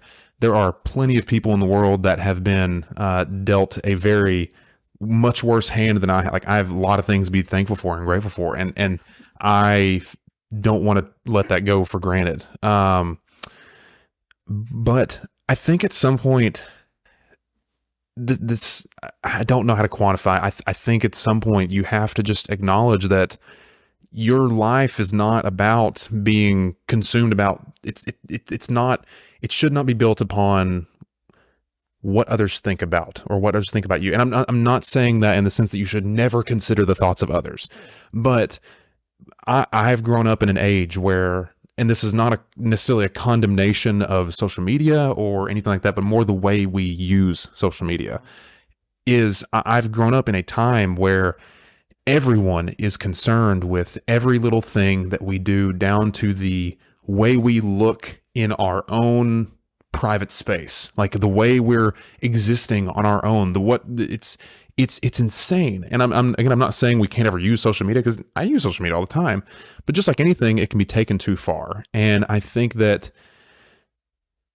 understandably, a lot of people in my generation have been told this lie that in order for them to matter, in order for them to be valuable and to for the space that they take up to be worth, like that's a worthy space, they have to prove that through some arbitrary system that really doesn't matter. At some point for me, I just think I began to realize, like, I don't want to live that life. I don't want to live in a way where the way I feel about where my life, it's not like I'm getting another try some other time, like where my life, the happiness I feel is dictated by how I perceive others to perceive me. I don't even know if the way they perceive me is true or not. It should not be built on that. And so that all kind of started for me personally, a kind of journey of how can I live my life more to the fullest. And I'm not going to sit here and act like I just go bungee jumping and skydiving every day and I just do crazy things and I quit my job and go here and live all, like I'm not saying that happens, but to kind of come back to the whole tumor thing, I think that for me, in a lot of different ways, that was in a time where I was tested. And part of that was, are you going to be okay with the fact that this is the reality of who you are? I couldn't change the fact that I had a tumor in my head, and I couldn't change the fact that I had to deal with the things I had to deal with. But something I even talked with Will about in that first episode was, I didn't want to be the tumor guy. I know that sounds weird, but I didn't want to be the guy that people would walk up to and be like, oh, bless your heart. Like, we're so sorry. Like, I appreciated that. But I wanted my life to be built on more than just, oh, I had this one thing happen to me, and I want you to recognize that one thing, and I want you to hold on to that so that every time you see me, you're going to understand that I'm that guy, and I did that thing, and I climbed this mountain. That's a part of my story. But my story, I believe, should have more chapters than just that one chapter. And I think a lot of times, young and old, we write our stories only with one chapter in mind. So I hope that all made sense. and also I want to say one quick thing. Like the great Michael Scott said, sometimes you just start a sentence and you don't really know where it's going sometimes, and you just kind of find it along the way. And I'm just going to let that live. Let that, sometimes it just happens like that. So not to say that just happened, but sometimes it happens, So there you go. Yeah.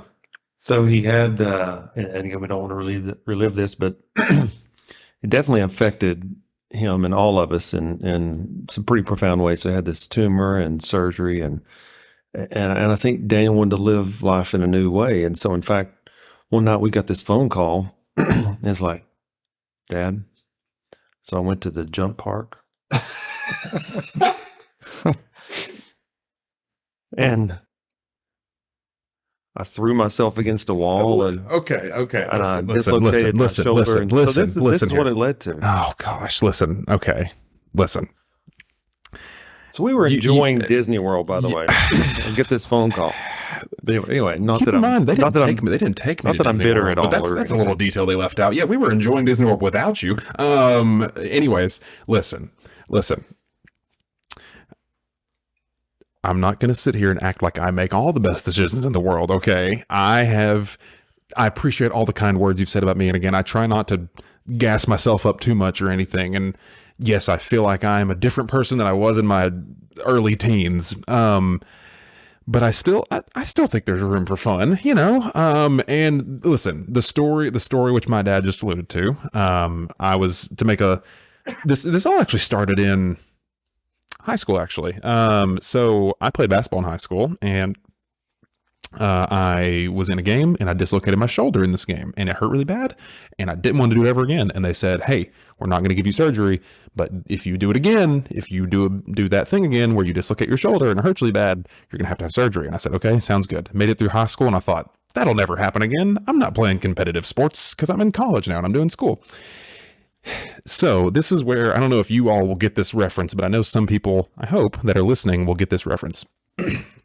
So me and my friends were at a jump park, a trampoline park to be specific, and it was, funny enough, it was right before midterms, and I was stressing out because I was a computer engineering major, and I didn't know what I was doing. And they said, hey, we're going to go to this jump park to have some fun and relieve some midterm stress. And I said, that's what I need. I don't need to study and prepare.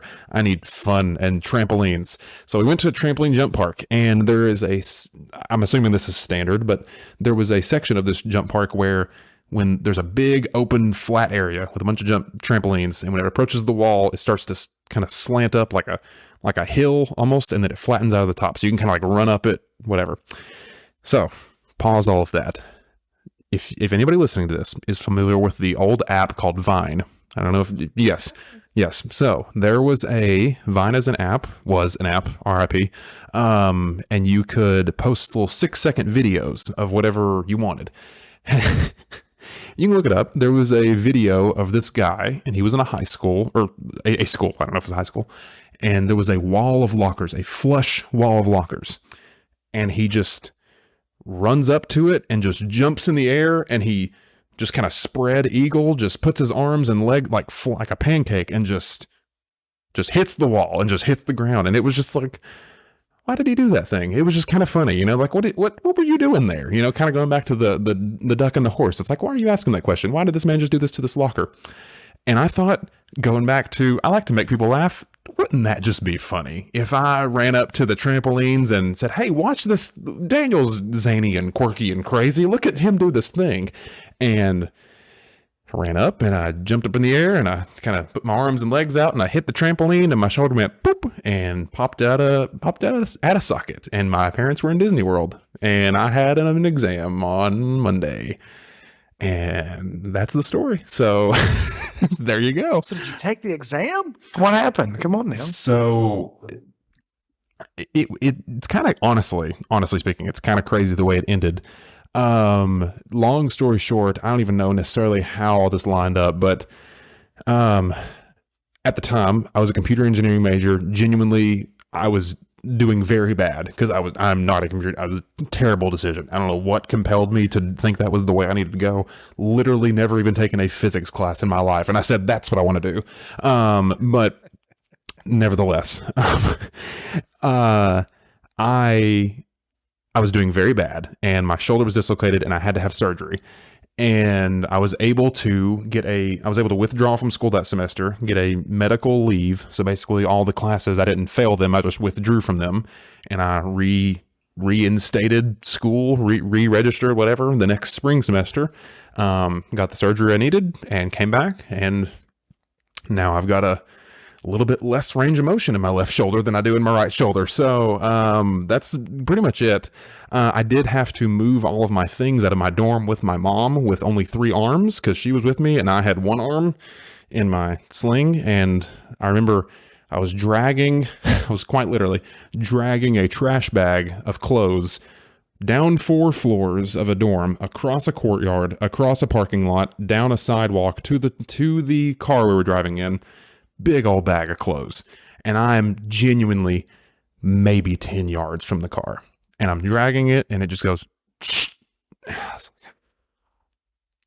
That bag just got really light. And I turned around and it just ripped open and all of my clothes are just on the sidewalk. And I'm standing there. It's hot. I have 1 arm. Well, I have two arms, but only one of them works. And I have a large pile of clothes on the ground in a public sidewalk in the middle of downtown Chattanooga. So here I am today, though. So there you go. That's the story of me. That is the conclusion of I was a computer engineering phase of my life. So there you go. One little detail in how just that worked out. Clearly, God organized this. Was that happened within days, a few days of the deadline for which you could withdraw without having an incomplete or whatever it was, but it didn't count against you. Yeah, in any way. Essentially, And, if you're, I don't know, if there's like, if you're like, I don't know how many weeks there are in school. If there's like 2 weeks left in the semester, you can't be like, oh, I don't know if this is for me, and drop and like withdraw, quote unquote, like, you know, because they'll be like, nah, you've at this point you've done it. You have either quit or you're gonna finish, you know. But like if you're 1 week into your classes and you're like, maybe this wasn't for me, you can withdraw, and it's kind of like, hey, no harm, no foul, whatever. So yeah, I was genuinely like, if this had happened the following weekend, I would have failed computer engineering. I was terrible at it. I've never felt a fear in my life except whenever I took an exam and got like a 55 on it. That never happened for me before. And so I was like, listen, to pause this story. Yes, it all happened at the perfect time. Talking about computer engineering, to tell you how out of my element I was. Listen, never taken these classes in my life. And I remember one of my friends, his name was Jackson. He was my roommate at one point, but he went to UTC a semester or 2 before me. He was also an engineering major, and he said, "Hey, do not take this guy. If you can do whatever you can to not take this guy." They gave me this professor, and so I was taking an engineering lab with him, and it was the first day of classes. Sit down, wide-eyed freshman. It was really hot outside, and I had to go all the way across campus. I'm sweating. I had a gray shirt on. I was sweating so hard. And he sits down and he was like, all right, so he gives us a sheet of paper, and he was very like, almost like militaristic. He was very much like, all right, you guys need to do this thing, have questions, whatever done by this point, and go. And so I'm working this thing out, and I'm like, okay, whatever. And at some point I'm like, I need to ask this, like, I just need a little bit of help. So I wasn't like asking him I wasn't like, hey, what's the answer to this? But I raised my hand and he walked over to me. I was like, hey, would you kind of care to give me some guidance? Like, what am I looking for here? You know, I was kind of like, just kind of get the ball rolling a little bit. And so I looked at him and I was like, what exactly do I need to be doing here? And he looked at me and he said, well, I don't know. What do you need to be doing here? And I wanted to look at him and say, oh, I'm asking you. Like, I was like, I don't know. Like, are we just going to go back and forth? Like, I don't know. I'm asking you. I don't know. I'm asking you. Like, what are we going to do? And he just looked at me and he said, and he just kind of walked off. And I said, okay, I'm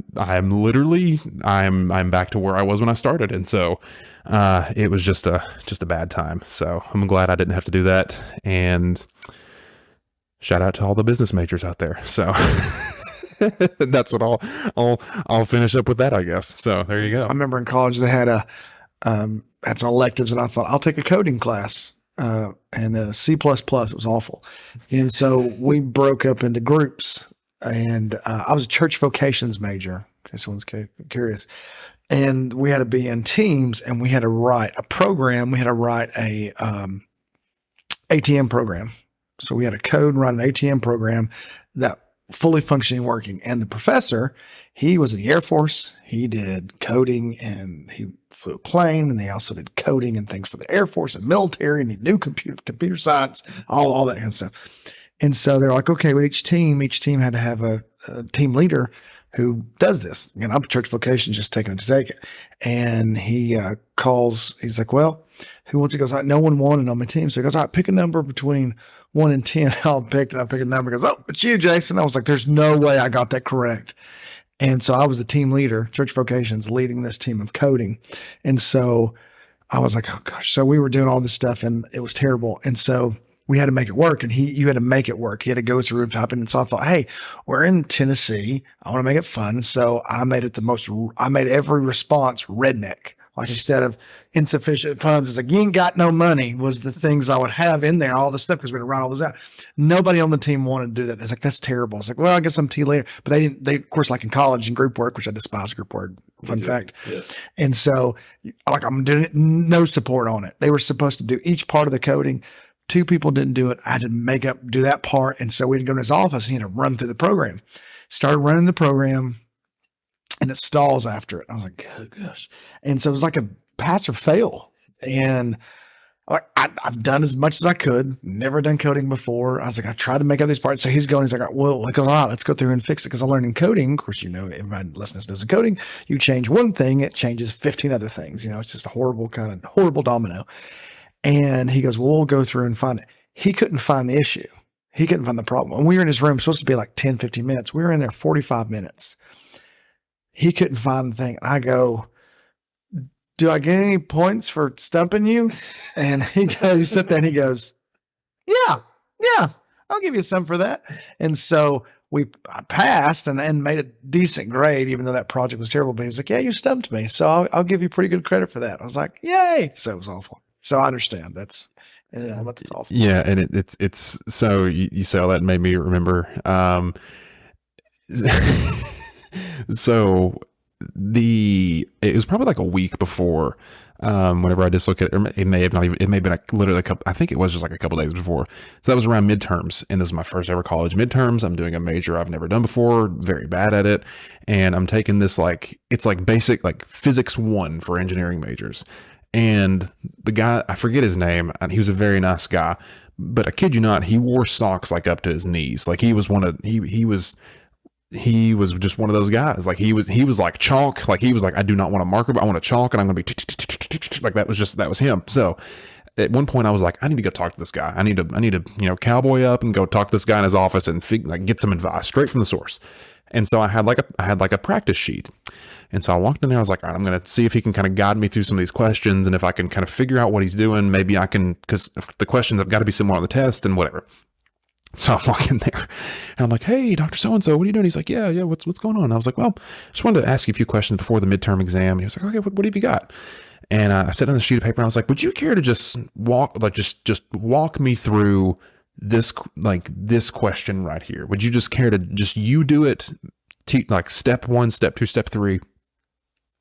And he looked at it, and he kind of looked at it, and he looked at me, and he said, I'd be happy to walk you through it. He said, before I do, you do know this is what we covered in the first week of classes. And I said, yes, I do know that this is what we covered in the first week of classes. I just need a little bit of refresher, if you don't mind, and then we can move on to week 2 of what we learned in classes. And he was like, okay, all right, well, we'll do this thing. And I don't even know if I ended up taking the exam, because whatever, but I was very much a fish out of water. Also, I was in a coding class, and I had a roommate who was the polar opposite of me. He would build websites for fun. He had 3 different. Genuinely, it was like he was operating the NSA out of his room, like his dorm. He had like 4 monitors, 3 pieces, like it was crazy. And I'm sitting in class one day, the professor is going over all these things. We're learning like hello world, like it's like real simple. And I'm like furiously taking notes like this is crazy. And I look over at my roommate and he's just like browsing his laptop, like just casually. And I'm like, is he taking notes? Like, no, he's not taking, what is he doing?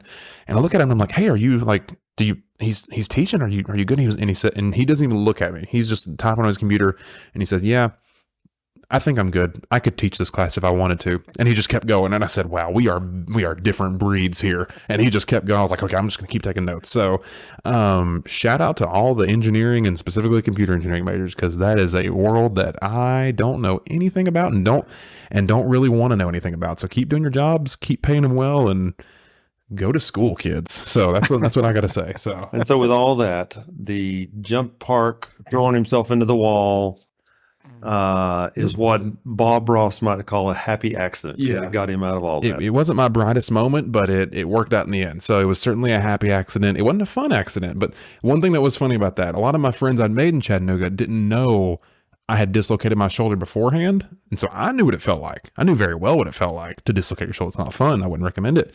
But whenever I dislocated my shoulder, I said, oh no, I've dislocated my shoulder. And so I kind of rolled over and I said, hey, so-and-so, I just dislocated my shoulder. And they were like, no, you didn't. What are you? And they just kind of bounce off. And I'm like, no, and keep in mind, I have one arm now. I'm on a trampoline. I'm not like on solid, I'm on trampoline. So if you try to like get up, your hand just kind of like, I can't get up. And I'm like, guys, my shoulder, it's supposed to be in. It's not in. And they're like, what are you no, you're fine. We can't even see it. And I said, because I have a shirt on. Yeah. And so it took some convincing for them to finally be like, oh no, he's hurt. I'm like, yeah, I'm hurt. I can't move my arm. You want me to try? Here, like I can't. So it was just, it was a whirlwind of a time. But I do remember calling you all, and I was like, I don't know how to break this to you, but I am not doing well right now. So there you go. So that's the story on that. So that was fun. Happy accidents. yeah.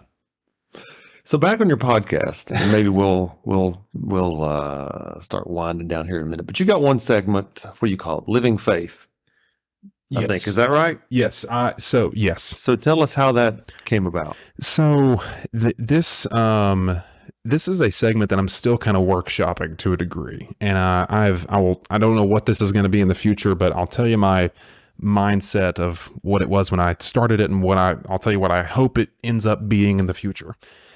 So if you haven't listened to it, I've done some different segments on the show, and there was a segment called Living Faith, like my dad just said, and it was primarily centered around conversations just about Christianity in general, not necessarily from the sense of me trying to tell you what you should believe or trying to make you believe something, but more just conversations about it. Wherever that's my intention, just having conversations about it, so that hopefully whatever your background is, you can approach this conversation honestly, and you can take from it what you want to take from it.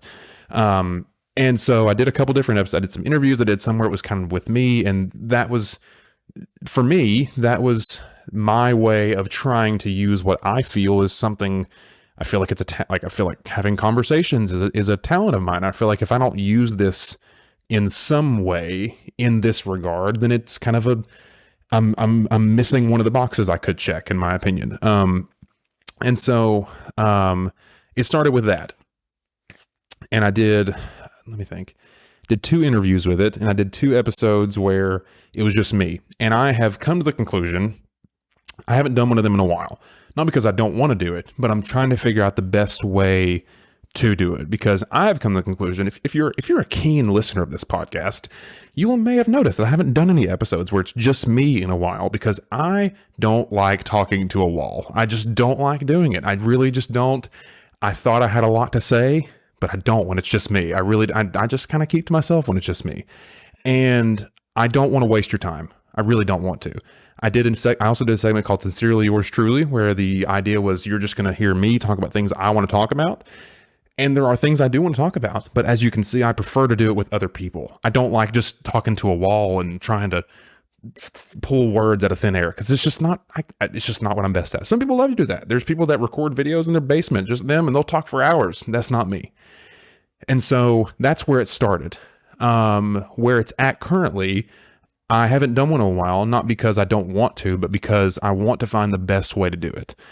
I feel like, this is just me personally, I feel like if you're approaching in regards to content made that's centered around any kind of religious topic, I feel like we would all do a lot better if we could have those conversations centered around and with people that maybe we don't agree with, maybe people that don't agree with us.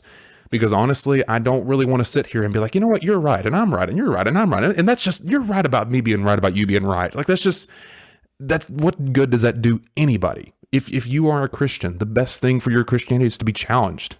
What good does it do for me to look at you and say, you know what, you're exactly right about every little thing, and I'm glad that you just told me it. Like that. I'm not saying we can't ever do that, but for the purposes of this, it doesn't do any good for me to sit in a room, talk at a wall, and say things that really aren't inspiring to anybody. So what I want to do within the future is find a way to have those conversations, whether it's the people that do agree with me, that don't agree with me, or have no idea what I'm talking about, and have those conversations so that anybody can come to it, whether you are a Christian, whether you're not, whether you're considering, whether you're doubting, whether you have no idea what it is, to listen to those conversations and have them, but have them genuinely, and not just be me talking at a wall for 45 minutes to an hour, because I don't want to do that. I really don't think you want to listen to me do that. And I think it would be better if we had those conversations with other people and not just me talking at a wall. So it's currently in a workshop phase, because I'm trying to figure out the best way to go about doing that, because I want to make conversations that are worth my time and your time, but I'm still figuring out the best way to do that. So that's kind of where it is right now, but that's the rundown on where it came from. So there you go. Again, one of the things I love about the podcast is we're seeing it grow, and we're seeing you grow with it and develop it along the way. And I think that's cool. Yeah. And I will say, this is a message to anybody that's wanting to create anything. Don't be afraid to start and stop anything. I thought whenever I started this show that I wanted to do 4 different segments. I've told you about this. I thought I wanted to do interviews, Sincerely Yours Truly, Living Faith, and Podcast on the Street, where I take my, yes. I love it. And I may still do that someday, but I wanted to set up a tent outside, set up my microphone, and have it be like, anybody that wants to be on a podcast, come sit down and talk to me. And I would love to do that, but I don't have the time for that right now. And so, but I say all that to say, maybe I'll do that in the future. But I came to, like, I started doing the Sincerely Yours Truly episode, and spoiler alert, I'm not doing those anymore, just because I really don't have that much to say on my own. There were a couple things at the time that I was like, I'm itching to talk about. Like, I want to talk about this thing, and I feel like I don't have anybody to talk about, and I just want to say these things and get it out there. And I did. But that was kind of all it really came out to. And so, don't be afraid, whatever you're doing, don't be afraid to stop something. I think what is common referred to as the sunk cost fallacy. You think that because you've started something, you think that because if you've invested $100,000 into a business that you can't stop, you have to just keep throwing money into it, and you have to keep going and going and going. And it's been negative for 10 years, but if you just keep putting money into it, you'll be good. And you've already put this much money, you can't stop now. Stop while you're ahead. For me, I recognize that I didn't enjoy doing that. I realized that people don't really want to listen. I don't think, like, from what I could tell, I don't think people were as interested in just to hear me talk about something random. And honestly, I don't have that much to say on my own. So just don't do it.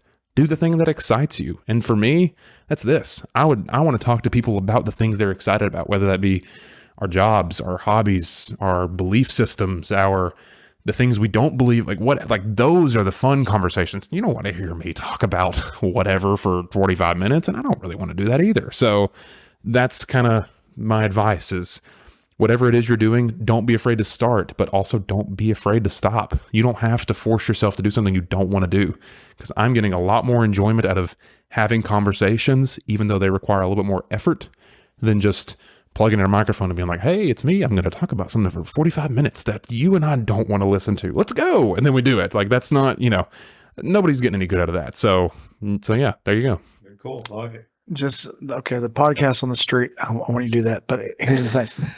All right, if you're going to name the segment, here we go. Facing the streets. There you go. Oh, that's good. Facing the streets. There you go. It's for you. See, My gift to you. See, I'm thinking of it kind of like a man on the street style. Like I like that. Like I was either gonna do it where I would set up at the same time, like every week at the same place, and eventually people be like, oh, this is the day when the dude shows up, but that's a big time investment and like getting the stuff. But then I thought about, what if I just like carry my mic around and I'm just like, hey, what do you think about this? And just put a mic in their face. But I was like, I don't know if I want to do that. Radio Face is here. Radio Face. Yeah, and they're like, huh, what? So still workshopping that. Maybe that'll be like a, 5-year anniversary live in the park or something. I don't know. You might need to be a little more famous to pull that off. I mean, you never know. You never know. So people might think you're assaulting them or something. So, but the point of it all is, a lot of things about this show I'm still workshopping. I'm still figuring it. I'm still figuring it on my own. Living Faith is one of those things. I want to have those conversations, but I want them to be worth mine and your time. I don't want to just sit here and be like, let's talk about religious things, and it's just going to be me, and I'm just going to kind of say some words that I really don't want to talk about. I want to have conversations that challenge me, challenge you, and are entertaining, but are worth your time. I don't want to just sit here and just spout off things because I need to fill a slot in my random arbitrary schedule I've made. I want to make something worth your time. And I think you can see, in my opinion, in the 2 interviews I did on Living Faith, I think you can see that. I'm not saying they're perfect, but I think you can see that there is a stark difference between those 2 episodes and the other 2 Living Faith episodes, because I did 2 interviews and 2 by myself. And I think you can see a big difference between the 2. And so what I'm hoping to do in the future is figure out, how can I do that more and repeat that, rather than just sitting there and doing the episode, quote unquote, just because I need to do the episode, if that makes sense. So there you go. So every episode you go, eschatology. Just say random words and move on. Yeah, I'll just recite all the books. I'll just be like, Genesis, Exodus, Leviticus. I'm just just start saying things. But that's kind of where it's at right now. Secret word is apologetics. But yeah, so what I hope there will be a future with, like, there will be more episodes in that line. It's just I'm currently figuring out what's the best way to go about doing that. So there you go. So very good. I like it. Awesome. So you're ready to franchise Blog Network? Hey, put me in your Blog Network. I'll be a part of that. If you want to produce blogs for the Radio Face Network, then feel free to. Listen, one more thing.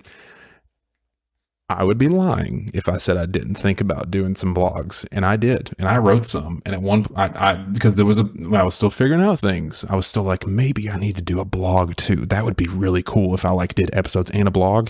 And so I would take 15 minutes here and there and just start writing stuff. And again, there were a couple where I was like, I'm really cooking here, like I'm making something with you. And then blog number 7, and I'm just like,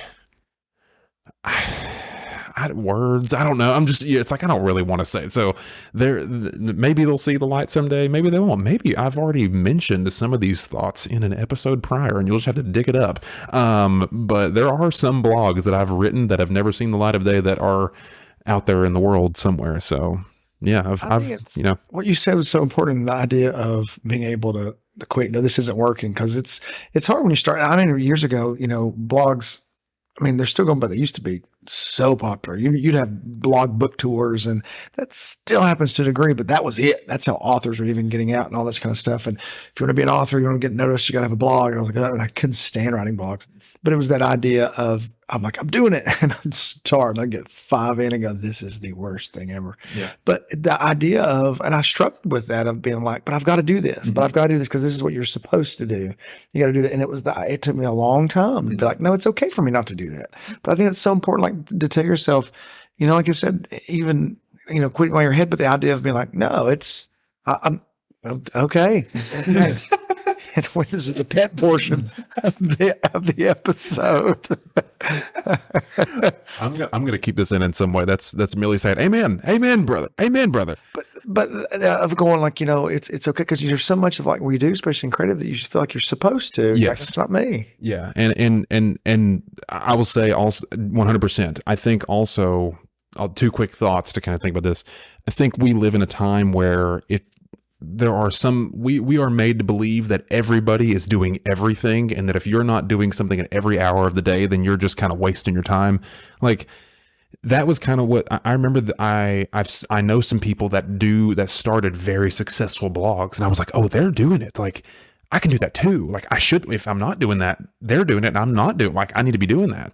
And at some point I was like, I don't even like it. Why am I doing this? And I was just like, what am I doing here? Like I'm just wasting my time. Like the same reason why I am not a plumber is because I don't know how to plumb something. Is that even the term? I don't know. I'll allow it. I don't know. I don't know how to plumber something. So like, I'm not going to sit here and be like, I need to be a plumber because there's plumbers out there and I'm going to be a plumber also. Like that's their thing. Let them do that.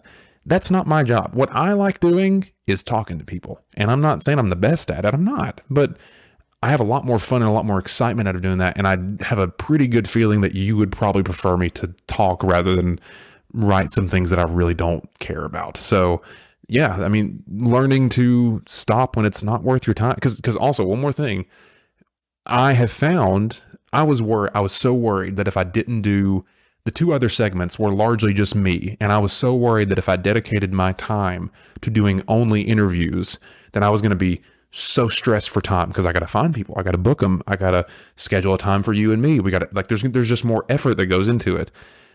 And there's some effort that goes into it because it's easier for me to record something on my own. I don't have to worry about booking this person, whatever. I can just plug it in, hit go and go. But that doesn't excite me. I'm so much more excited to do an interview and have a new conversation with someone rather than do something I really don't care about. I don't want to just go through the motions. I want to do something new. And so, yeah, I had to do an interview the other day where I had to drive 30 minutes to Ottawa to do it, but I had a great time with it. And I would not get that just me doing something I don't really care about. I would not get that if it was just me typing in a blog or talking to my wall in my apartment. So do what you like, do what excites you, and you'll get a lot more out of it. So that's all I got to say on that. So there you go. That's probably not all I have to say, but that's what I'll cap it for that right now. So you said you could stop something, and so you're going to stop that part right now. Yes. Also knowing when to stop yourself from talking. That's something I'm still learning to do, but so with that, I think we're going to, in this turning the tables episode, we're going to turn the tables back. And I know Jason has, to culminate this, something that'll be the last. I am really curious to see. Yeah. Also, let me say, Jason joked in the beginning that I've got graphs or something. They legitimately do have pieces of paper here with things drawn on them and like words, and they've come prepared. So I don't know what's about to happen. We have outline for another novel right there. But we'll conclude with whatever. I'll go with. I'm sorry. Go ahead. I was going to say we're going to hit you with some this or that because you always finish with 15 quick questions. And we may or may not have 15 or 30 or so or something like that. Like the number 500.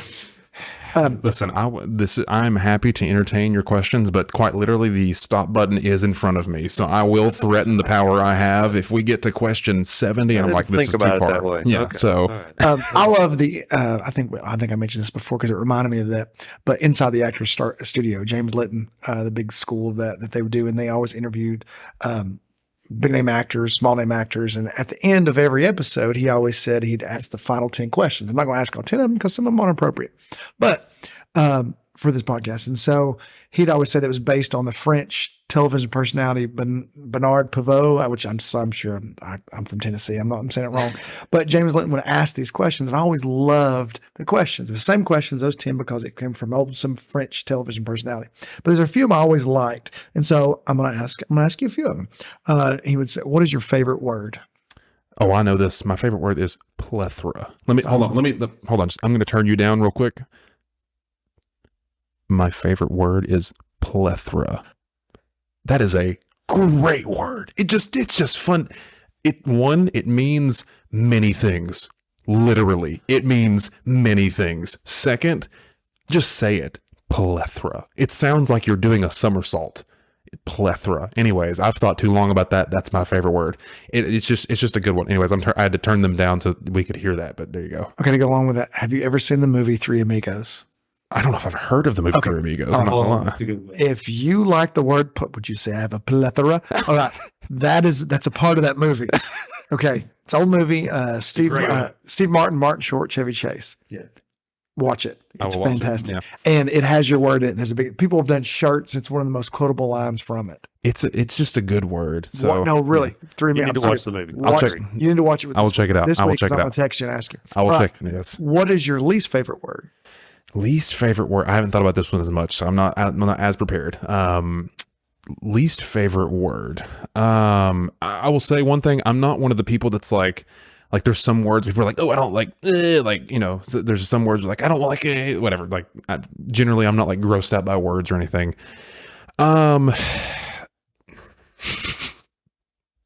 Okay. This is the first thing that's going to come to mind, and if she makes it this far into I'm assuming she will, but Abby's going to get a kick out of this if she hears this. I was raised in the South, and there's many things about Southern culture and the word y'all and stuff that not the word y'all, but like many things about the things we say and the things we do. But there is one thing that just grinds my gears that I just can't stand, and I've expressed this so many, and this is the first time I'm expressing this on the show. So if this is the way that you speak, understand that I just can't stand it. I hate when people refer. Okay, if you're gonna go to the store and you're gonna buy and you're gonna buy a beef product, but it's not like a full steak, but you can like turn it into patties. What would you call that? Ground beef. It is ground beef. And you know what it's not? It's not hamburger meat. I hate when people call ground beef hamburger meat. And I know it's two words and I know it's a specific context, but just think about that. We don't call anything else the dish that it is. You don't get like you don't get like a whole turkey and say, oh, I'm making like sliced turkey. This is sliced turkey meat. No, that's turkey meat. That's a turkey. You don't buy like, you don't buy let me think. You don't buy like a rotisserie chicken and say, oh, I just bought chicken spaghetti. Like, you don't do that. A hamburger is a dish. It is a food. It's a meal you can eat. It's not a raw product. The raw product you got is ground beef, and you're turning it into a hamburger. You don't get chicken tenderloins and say, oh, you know what we're having? You know what I just bought? I just bought chicken parmesan. No, you didn't do that. You bought chicken tender. Like, it's just, I don't know why it irks me so much, but I will see so many people online and on videos and they'll be like, yep, just went to the store and bought hamburger meat. I'm like, no, you didn't. No, you didn't. You did not buy that. You bought ground beef is what you bought. And people do raise chicken casseroles. So yes, and that's what I'm saying. Imagine the surprise you would have if you went to the store and you're walking around with your wife, whatever, and you're like, oh, this looks good. And she's like, oh my gosh, I can't believe they have it. Jason, they've got chicken casserole here. You'd be like, did you like take the wrong medicines? Like that doesn't make any sense, So, if that's the way that you speak, I'm sorry to tell you that. It just irks me. I don't know. I'm like, so anyways, I'm gonna call it hamburger meat. There you go. Joe's gonna get letters now because of this. You know what? To go back to what I said, I do not care. I'm sorry. Listen, there's not many hills that I'm going to. His name is Daniel Trentham. That's a hill that I just can't say. I don't know what it is. Just call it ground beef. That's all I got to say. Anyways, there's my answer. That's all I can think of. Your plethora of letters. There's probably another word out there that like has a more deeper meaning, but at this very moment, that's just something I've been on recently. So there you go. All right, what sound or noise do you love? Oh, sound or noise do I love? One time I heard someone refer to music as just squiggly air, and that made me laugh. That just made me think of that. A sound or noise that I love.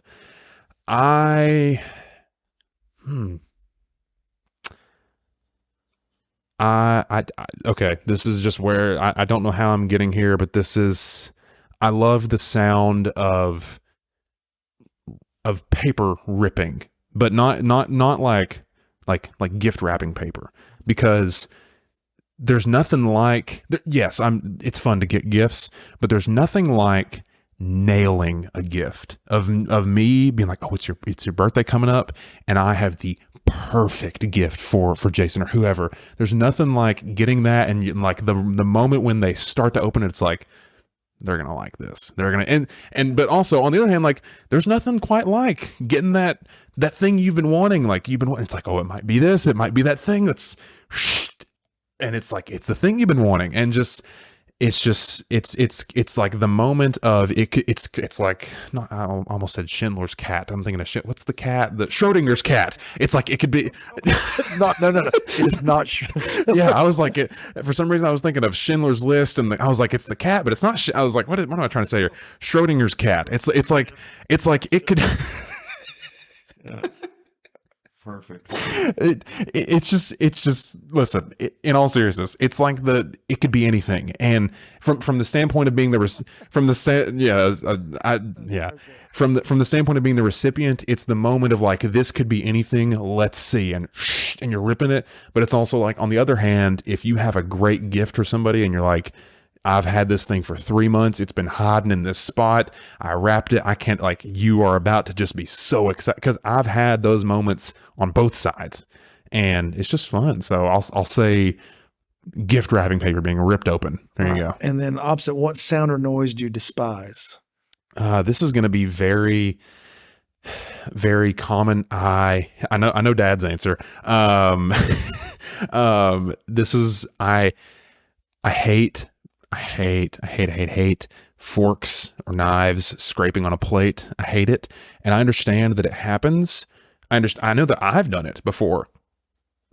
But anytime I hear that noise, I just want to like look at the person and be like, what is wrong with you? And just, why did you do that? You did. Like, it's just one of those moments where character judgments based on if you I scratch know, your and plate I feel bad because like I've done that, but like you're trying to cut through something, you go a little bit too hard and it's goes, it's like we've all done it, but like it's when you're on the opposite end of it, when you're not the person that did it, you're like, why did you just ruined the whole meal? Like, I was having a great time and you just made this noise that has ruined the rest of my week. Why did you? I hate that. So that's the first thing that comes to mind. So there you go. That's what I got.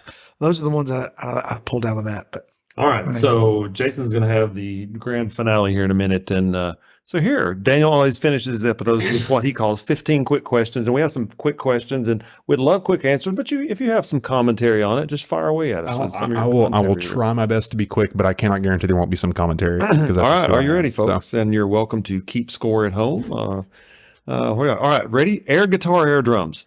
Oh, air guitar, That is one wrong answer. No, listen. There is a specific. This video may ever see the light. I've air guitared many times. I'm a bad. We briefly talked about the gym earlier.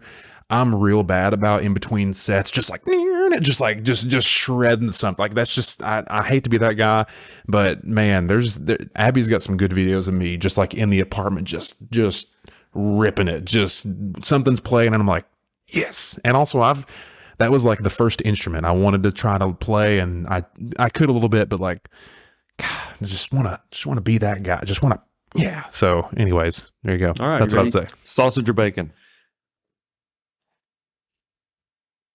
Okay.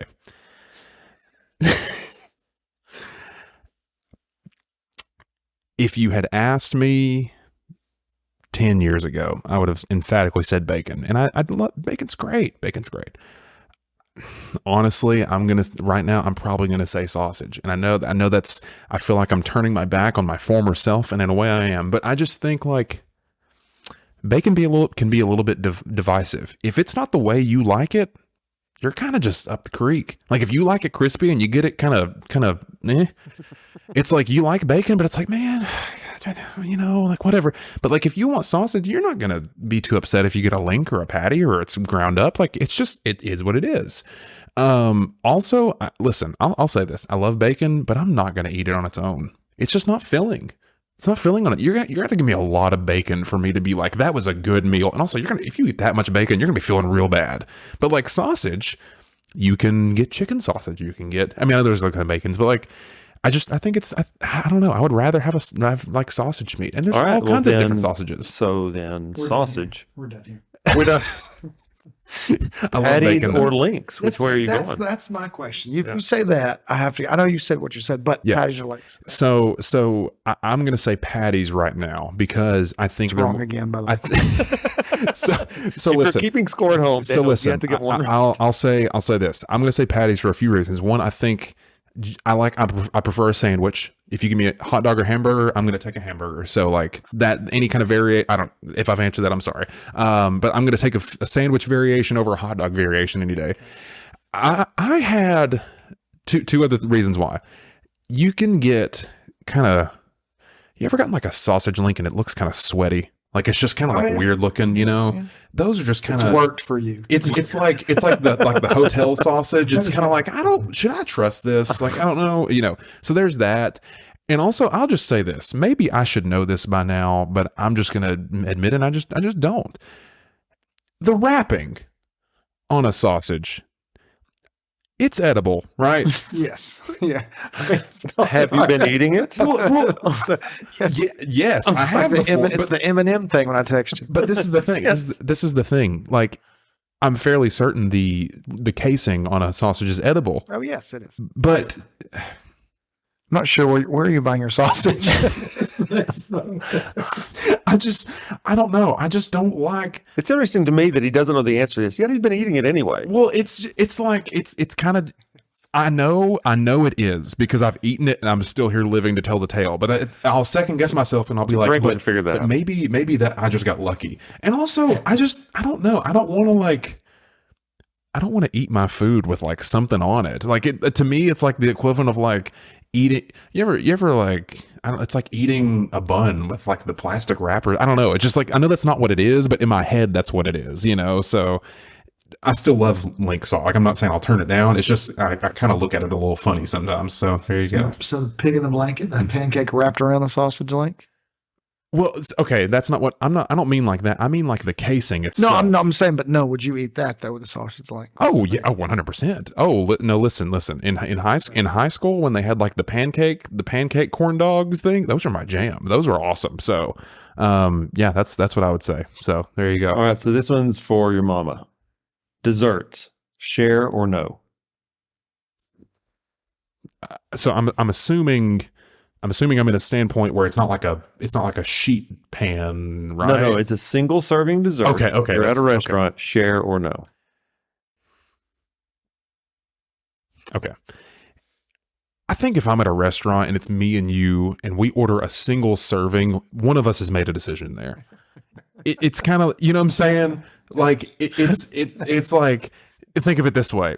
If you and I go out to eat and we're at a Mexican restaurant and they say, okay, what would you like? And I say, yeah, I'll have the fajitas. And you say, I'll have the beef tacos. And can we get a bowl of guacamole? You've just established that you're paying for it. I don't have to say it and you don't have to say it, but you've established you're paying for it. So if in that situation, if I'm in a situation where I'm with one person and a single serving of dessert gets ordered, one of us has just said, I'm eating this thing. You can get your own or we can order two. But if you're telling me you're ordering one scoop of ice cream, we're not splitting that, man. I'm sorry. Now you can order your own, but like if we're in a situation, it's the same thing. Like if you order the guacamole, you've established, we'll share it, but you asked for this, you know. So I'm gonna say I'm gonna eat it. I'm sorry. I think that's the right answer. Yeah. Sorry, I don't know what to tell you. No, I think you're spot on there. All right. Yeah. So some pretty straightforward things here. Plans or surprises? Oh, plans. Okay. I mean, I like surprises, but I'm a plan person. Yes. Tablet or laptop? Laptops. Tablets just need to stop. Just stop it. Just quit being something you're not. I just. What are they then? What are they trying to be? What are they? Okay, listen. Let me tell you. Let me ask you a question. When have you ever been in a situation where you said, I just need a tablet? That's what I'm saying. Listen, you need to call or text somebody. Are you going to pull out a screen, a TV screen, and say hello? Like, no, you're not going to do that. Are you going to send an email? Are you going to be tapping on a screen? No, you're going to keyboard. Legitimately, unless you are a graphic designer and you want to write something or like draw something, what's the point? Now, I know why, because it sells, and I get that. That's where I use mine. Yeah, but like aside from like graphic design, Genuinely. It's true. What does a tablet do for me that a phone or a laptop does not do better or more efficiently? If I'm texting someone, I don't want to be like deep, deep, deep, deep, like tapping all. Like just give me a little keyboard, you know. So All right. definitely All laptop. right, we got a few more here, and then Jason's got his grand finale. So, All right. time machine or magic wand? That's a good one. Okay. Question. 2 questions. Can I use the time machine as many times as I want to? Like if I use this time machine to go back or forward, does it also come with me and I can use it again? If so, then the magic wand is the same. You can use it as many as you want to. Also, they're equal. But is is it? Are you can like if I use this time machine, can I also say, oh, I've gone back to ancient Rome. Now I want to go 5,000 years in the sure, future. Okay. but the magic wand is the same. You can use it as many times as you want to. I think. Okay. What does the magic wand do? Like, is it like I can, or is it just anything? Like I can, it's like my genie? Yeah, Gandalf, it just does whatever you want it to do. I'm going to say the magic wand. I think I'm going to assume based on pop culture, you might say, that the time machine is kind of bulky. Like it's something you have to like step into, and it's probably something you can't like take with you. Typically like a time machine, I think of something like I'm going to step into this thing and it's going to transport me to there, but you can't like bring it with you in your pocket. I think of a magic wand like, you know, you got it in your hand and you can kind of zip it around and you can do a lot of cool things. Like I had this is going to tell you part of who I was as a person. I had a Harry Potter video game one time, never read or seen. Well, I've seen some of the movies now, but at the time hadn't seen any of them. Never read any of the books though. And in the game, you could go around Hogwarts and like move things with your wand, and you could go do and pick up the chair.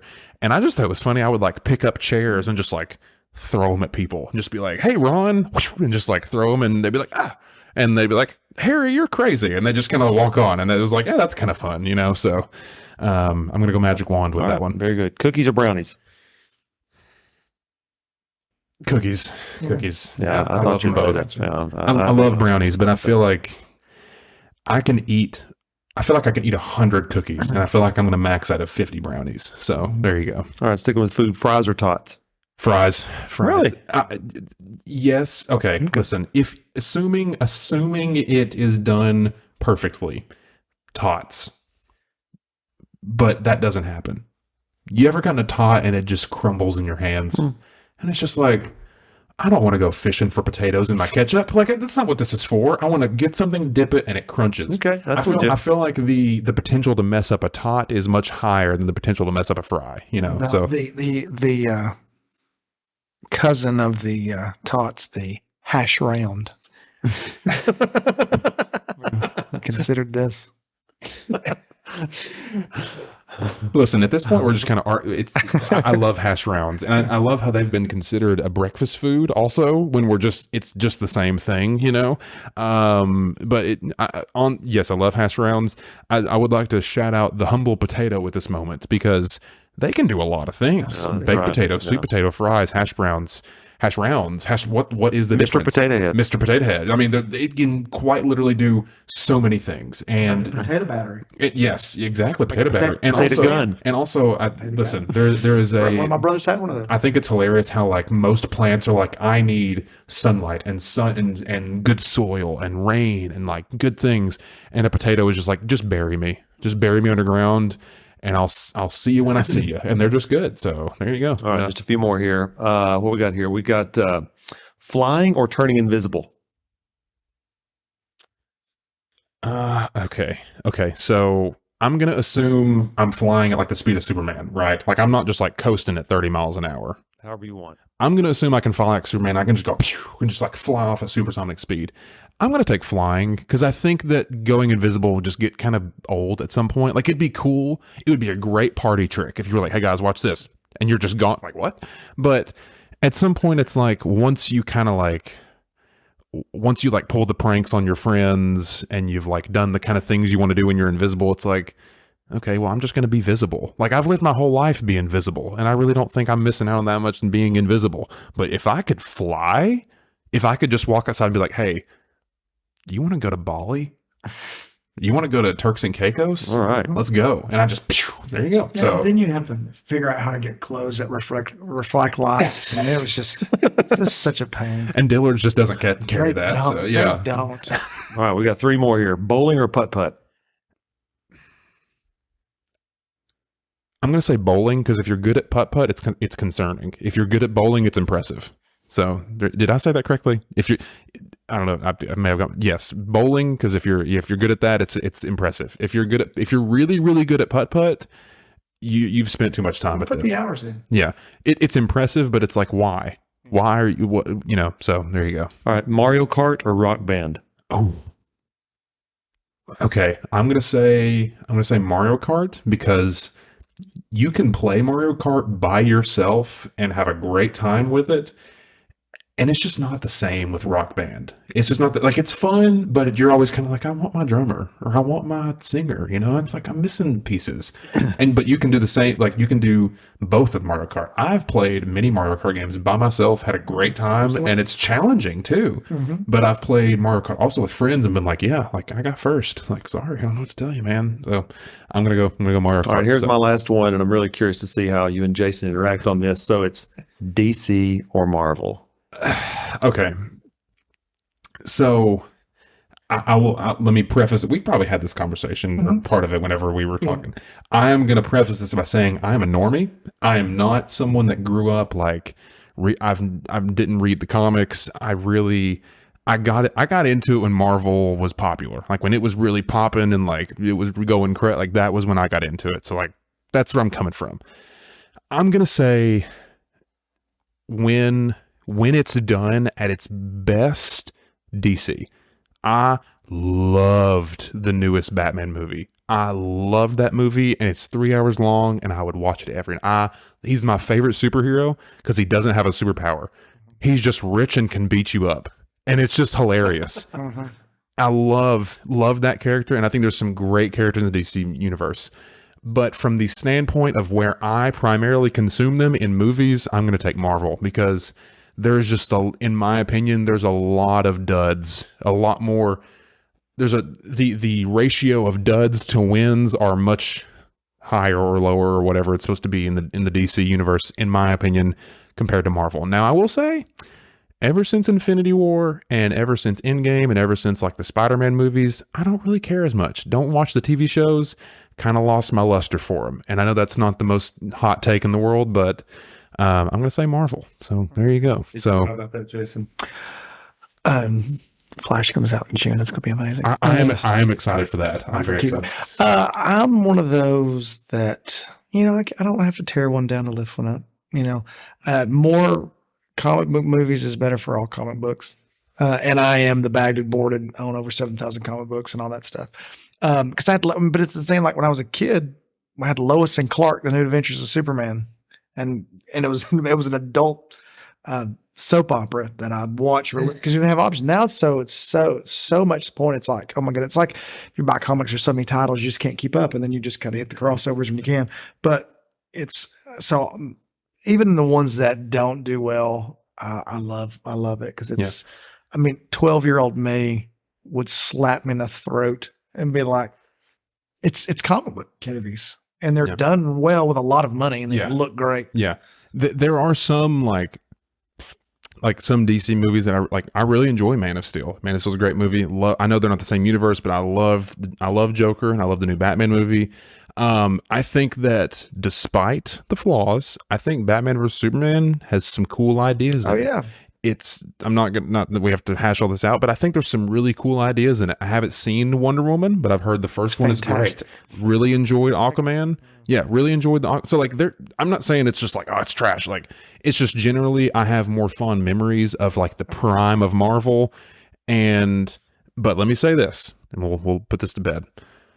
I don't know if either of you have any experience with this, but the Batman Arkham video games. I don't even know if you played them. Dude, I've beat them all. Okay. They are so good. Oh, the Arkham. Oh, they're so Rocksteady. They were cooking something with that. They were great. So shout out to them. They're also the ones that they're doing Suicide Squad games about to come out. Yes. So anyways, they did some great stuff there. Generally, I would say movies I prefer Marvel. I love so them. there you Yeah, go. all of them's great. But Batman is my favorite because I Yes, have Batman fond is my memories favorite with as well. him, and I think it's hilarious that he's like, I'm Superman, I can fly and shoot lasers, and I'm the Flash, and I'm fast, and I'm Iron Man, and I can have this cool suit. And Batman's like, I have a lot of money, and I am gonna drive this fast car, and it's just like he's there, So there you go. I'll get really nerdy really fast for you.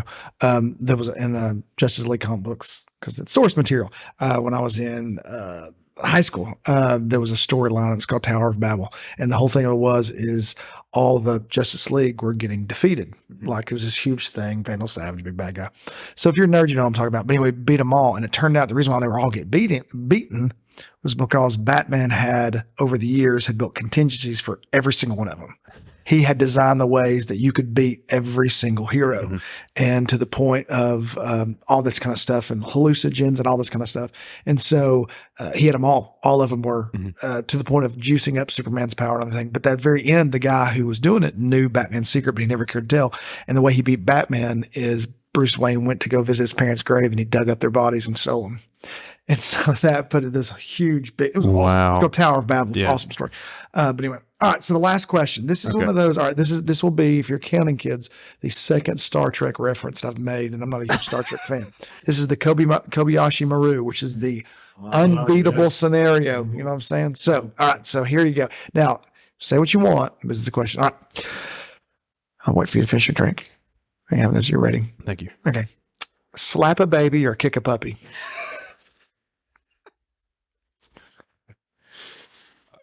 Okay. It's the no-win scenario. My gut reaction is slap the baby. Now listen, I'm going to assume one thing real quick. I'm going to assume this is happening in a vacuum. Like it's me and this puppy. Did I just say puppy? It's me and this baby or puppy, and there's not like a crowd watching. Oh, like, no, it's like, it's you're just living with the consequences, and like you're going to live your life. I'm going to say the baby because. Now, I mean, preface. Now, this is straight up 5 fingers said to the face. I'm going to say the baby. Listen, this is what I'm saying, and that baby is probably going to do something bad one day. It probably is. It will now. It probably. And listen, I can. Also, one thing, if this is a young baby, it's not going to remember this. Listen, I don't remember what I did like 3 days ago. I don't, like it's not going to. Now, listen, I'm not saying it's the right thing, but do you remember what you did? Where were you on like your 4th day? Not getting slapped. But that's what I'm saying. Like, I can at least live with the comfort in knowing that like I'm going to have to slap this person, but they will probably end up deserving it at some point. Like they're probably going to do something terrible, and that'll be for that. They won't remember it, and I can hit them and be like, and then just immediately pull it back. Just be like, I'm so sorry, I had to. But if you kick a dog, it's never going to live that down. Like you're never going to get to pet that thing. It's like it might attack you for one, and assuming it doesn't attack you and you get to be in its vicinity. You're never going to get to touch that thing. Never, ever again. You never will. I mean, for instance, my sister has a dog, and from what I understand, this dog has a very troubled past with a male owner. To this day, he always looks at me and he's like, I don't know about you. Now, I was not his male owner. I've only ever treated him with kindness and sweetness and have petted him and given him food. But every time he's here, he's always just kind of like, I'm watching you. And again, so that's what I'm saying. If it was me that did that thing to that dog, it's never going to let it. I can never recover that. But if I hit a baby, it's not going to remember. I can get it to stop crying. It'll be fine. And we'll just live our lives. Okay. Now the second part, because there's going to be 2-part. Now the caveat is now it's in public. Not necessarily a crowd's around, but it's in public. You're in a park.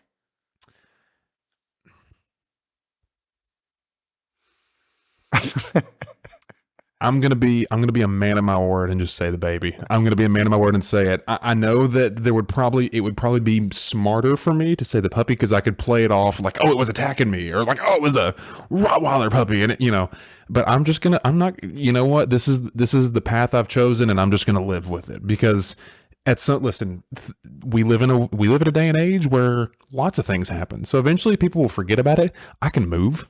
I can just move. I can be like, hey, I hit this baby, but I'm in Canada. now. So you forgot. And, I can move. And again, the core issue is the baby. It's going to be fine. I don't really care. Like, y'all don't know. These people, they don't know that I've been set up for a impossible situation. So you're just going to have to live with that reality. You don't know that, and I do. So you're going to have to get over it. And the baby's going to be fine. I'm not going to like kill it or anything. So like, baby's going to be fine. I'll have to maybe move somewhere, but there's lots of cool places to live.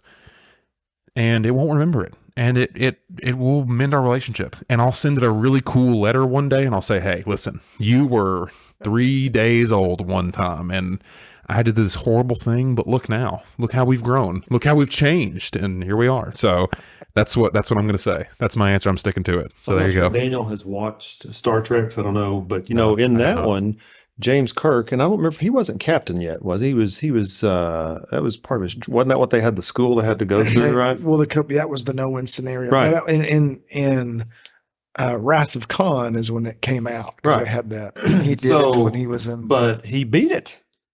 But he beat it because he cheated. They didn't tell him he cheated the game. He basically reprogrammed the system. So what you should have done is gone back and got your magic wand from earlier, and you're turning invisible and like become invisible and blinded everybody's eyes with a magic wand or something. And then it would have been good. I mean, I guess so. I'm just gonna have to live with the consequences. I mean, it's just.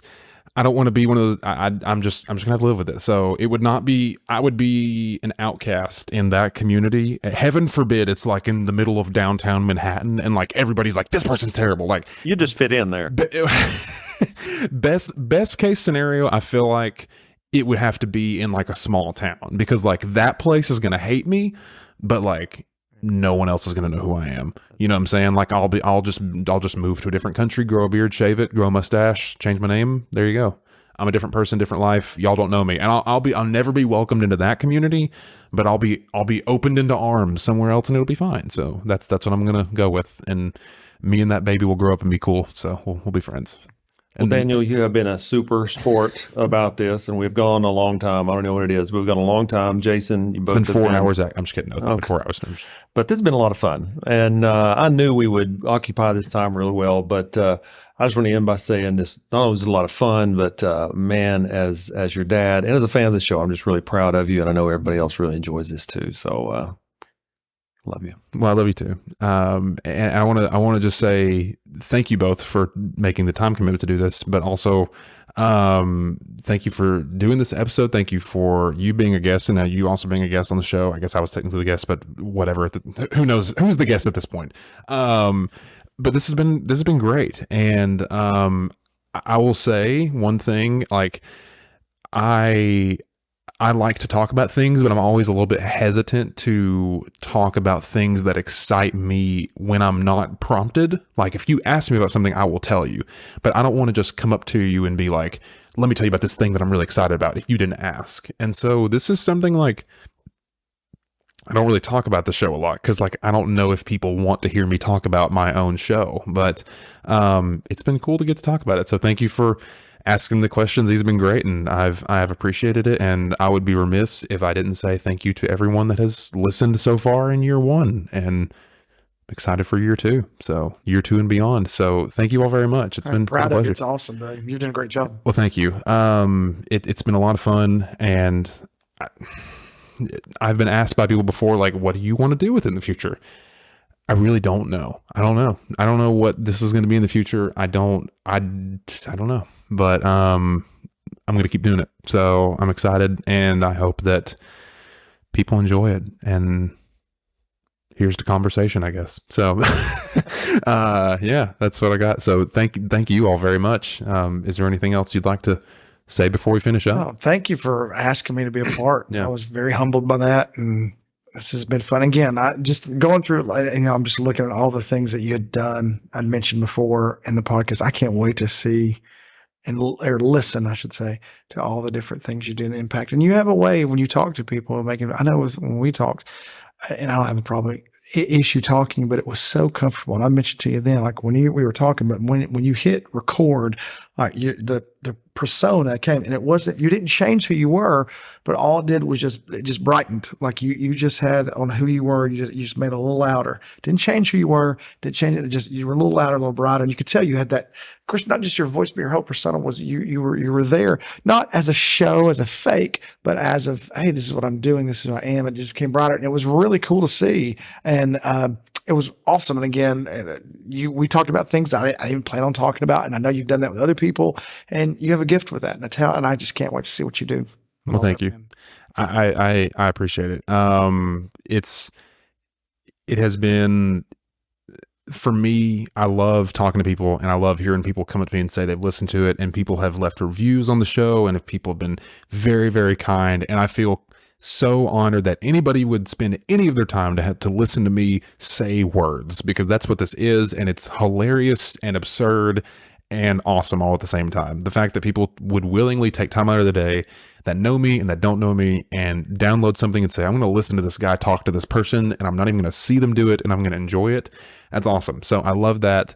But at the end of the day, this all comes down to those moments where you talk to someone and you start a conversation and it just goes, and you look down and it's like, wow, it's been 45 minutes and I haven't even thought about what I'm doing next, but this has been really fun. So thank you all for letting me do that. It's been great, and I'm excited for year 2. I'm excited to see what goes on. So well, if there's anything else from you all, you all are the hosts for this episode, so I will close this out, but I don't want to take up any of your space. I think we're good.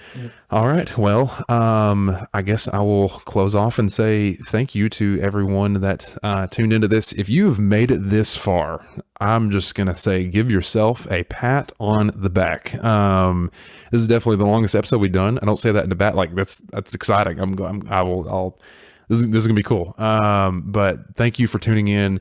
If you've listened to 1 minute, 1 second, all of them, however much you listen, if you tuned in at all, just thank you for doing it. This has been really cool, and I'm excited for year 2. There'll be some links down in the description, so if you want to check out myself, show, recommendations, anything, I'll put some links down there for some different things. Go check those out. But yeah, thank you as always for listening to and supporting the show, and I will catch you all on another episode. Goodbye, everybody.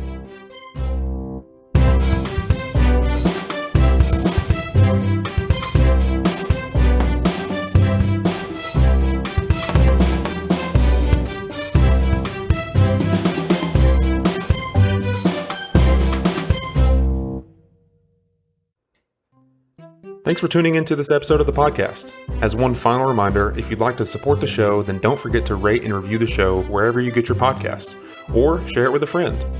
If you'd like to check out any links that were mentioned during the show, or follow the show or myself on social media, then feel free to head to the description of today's episode to find these links.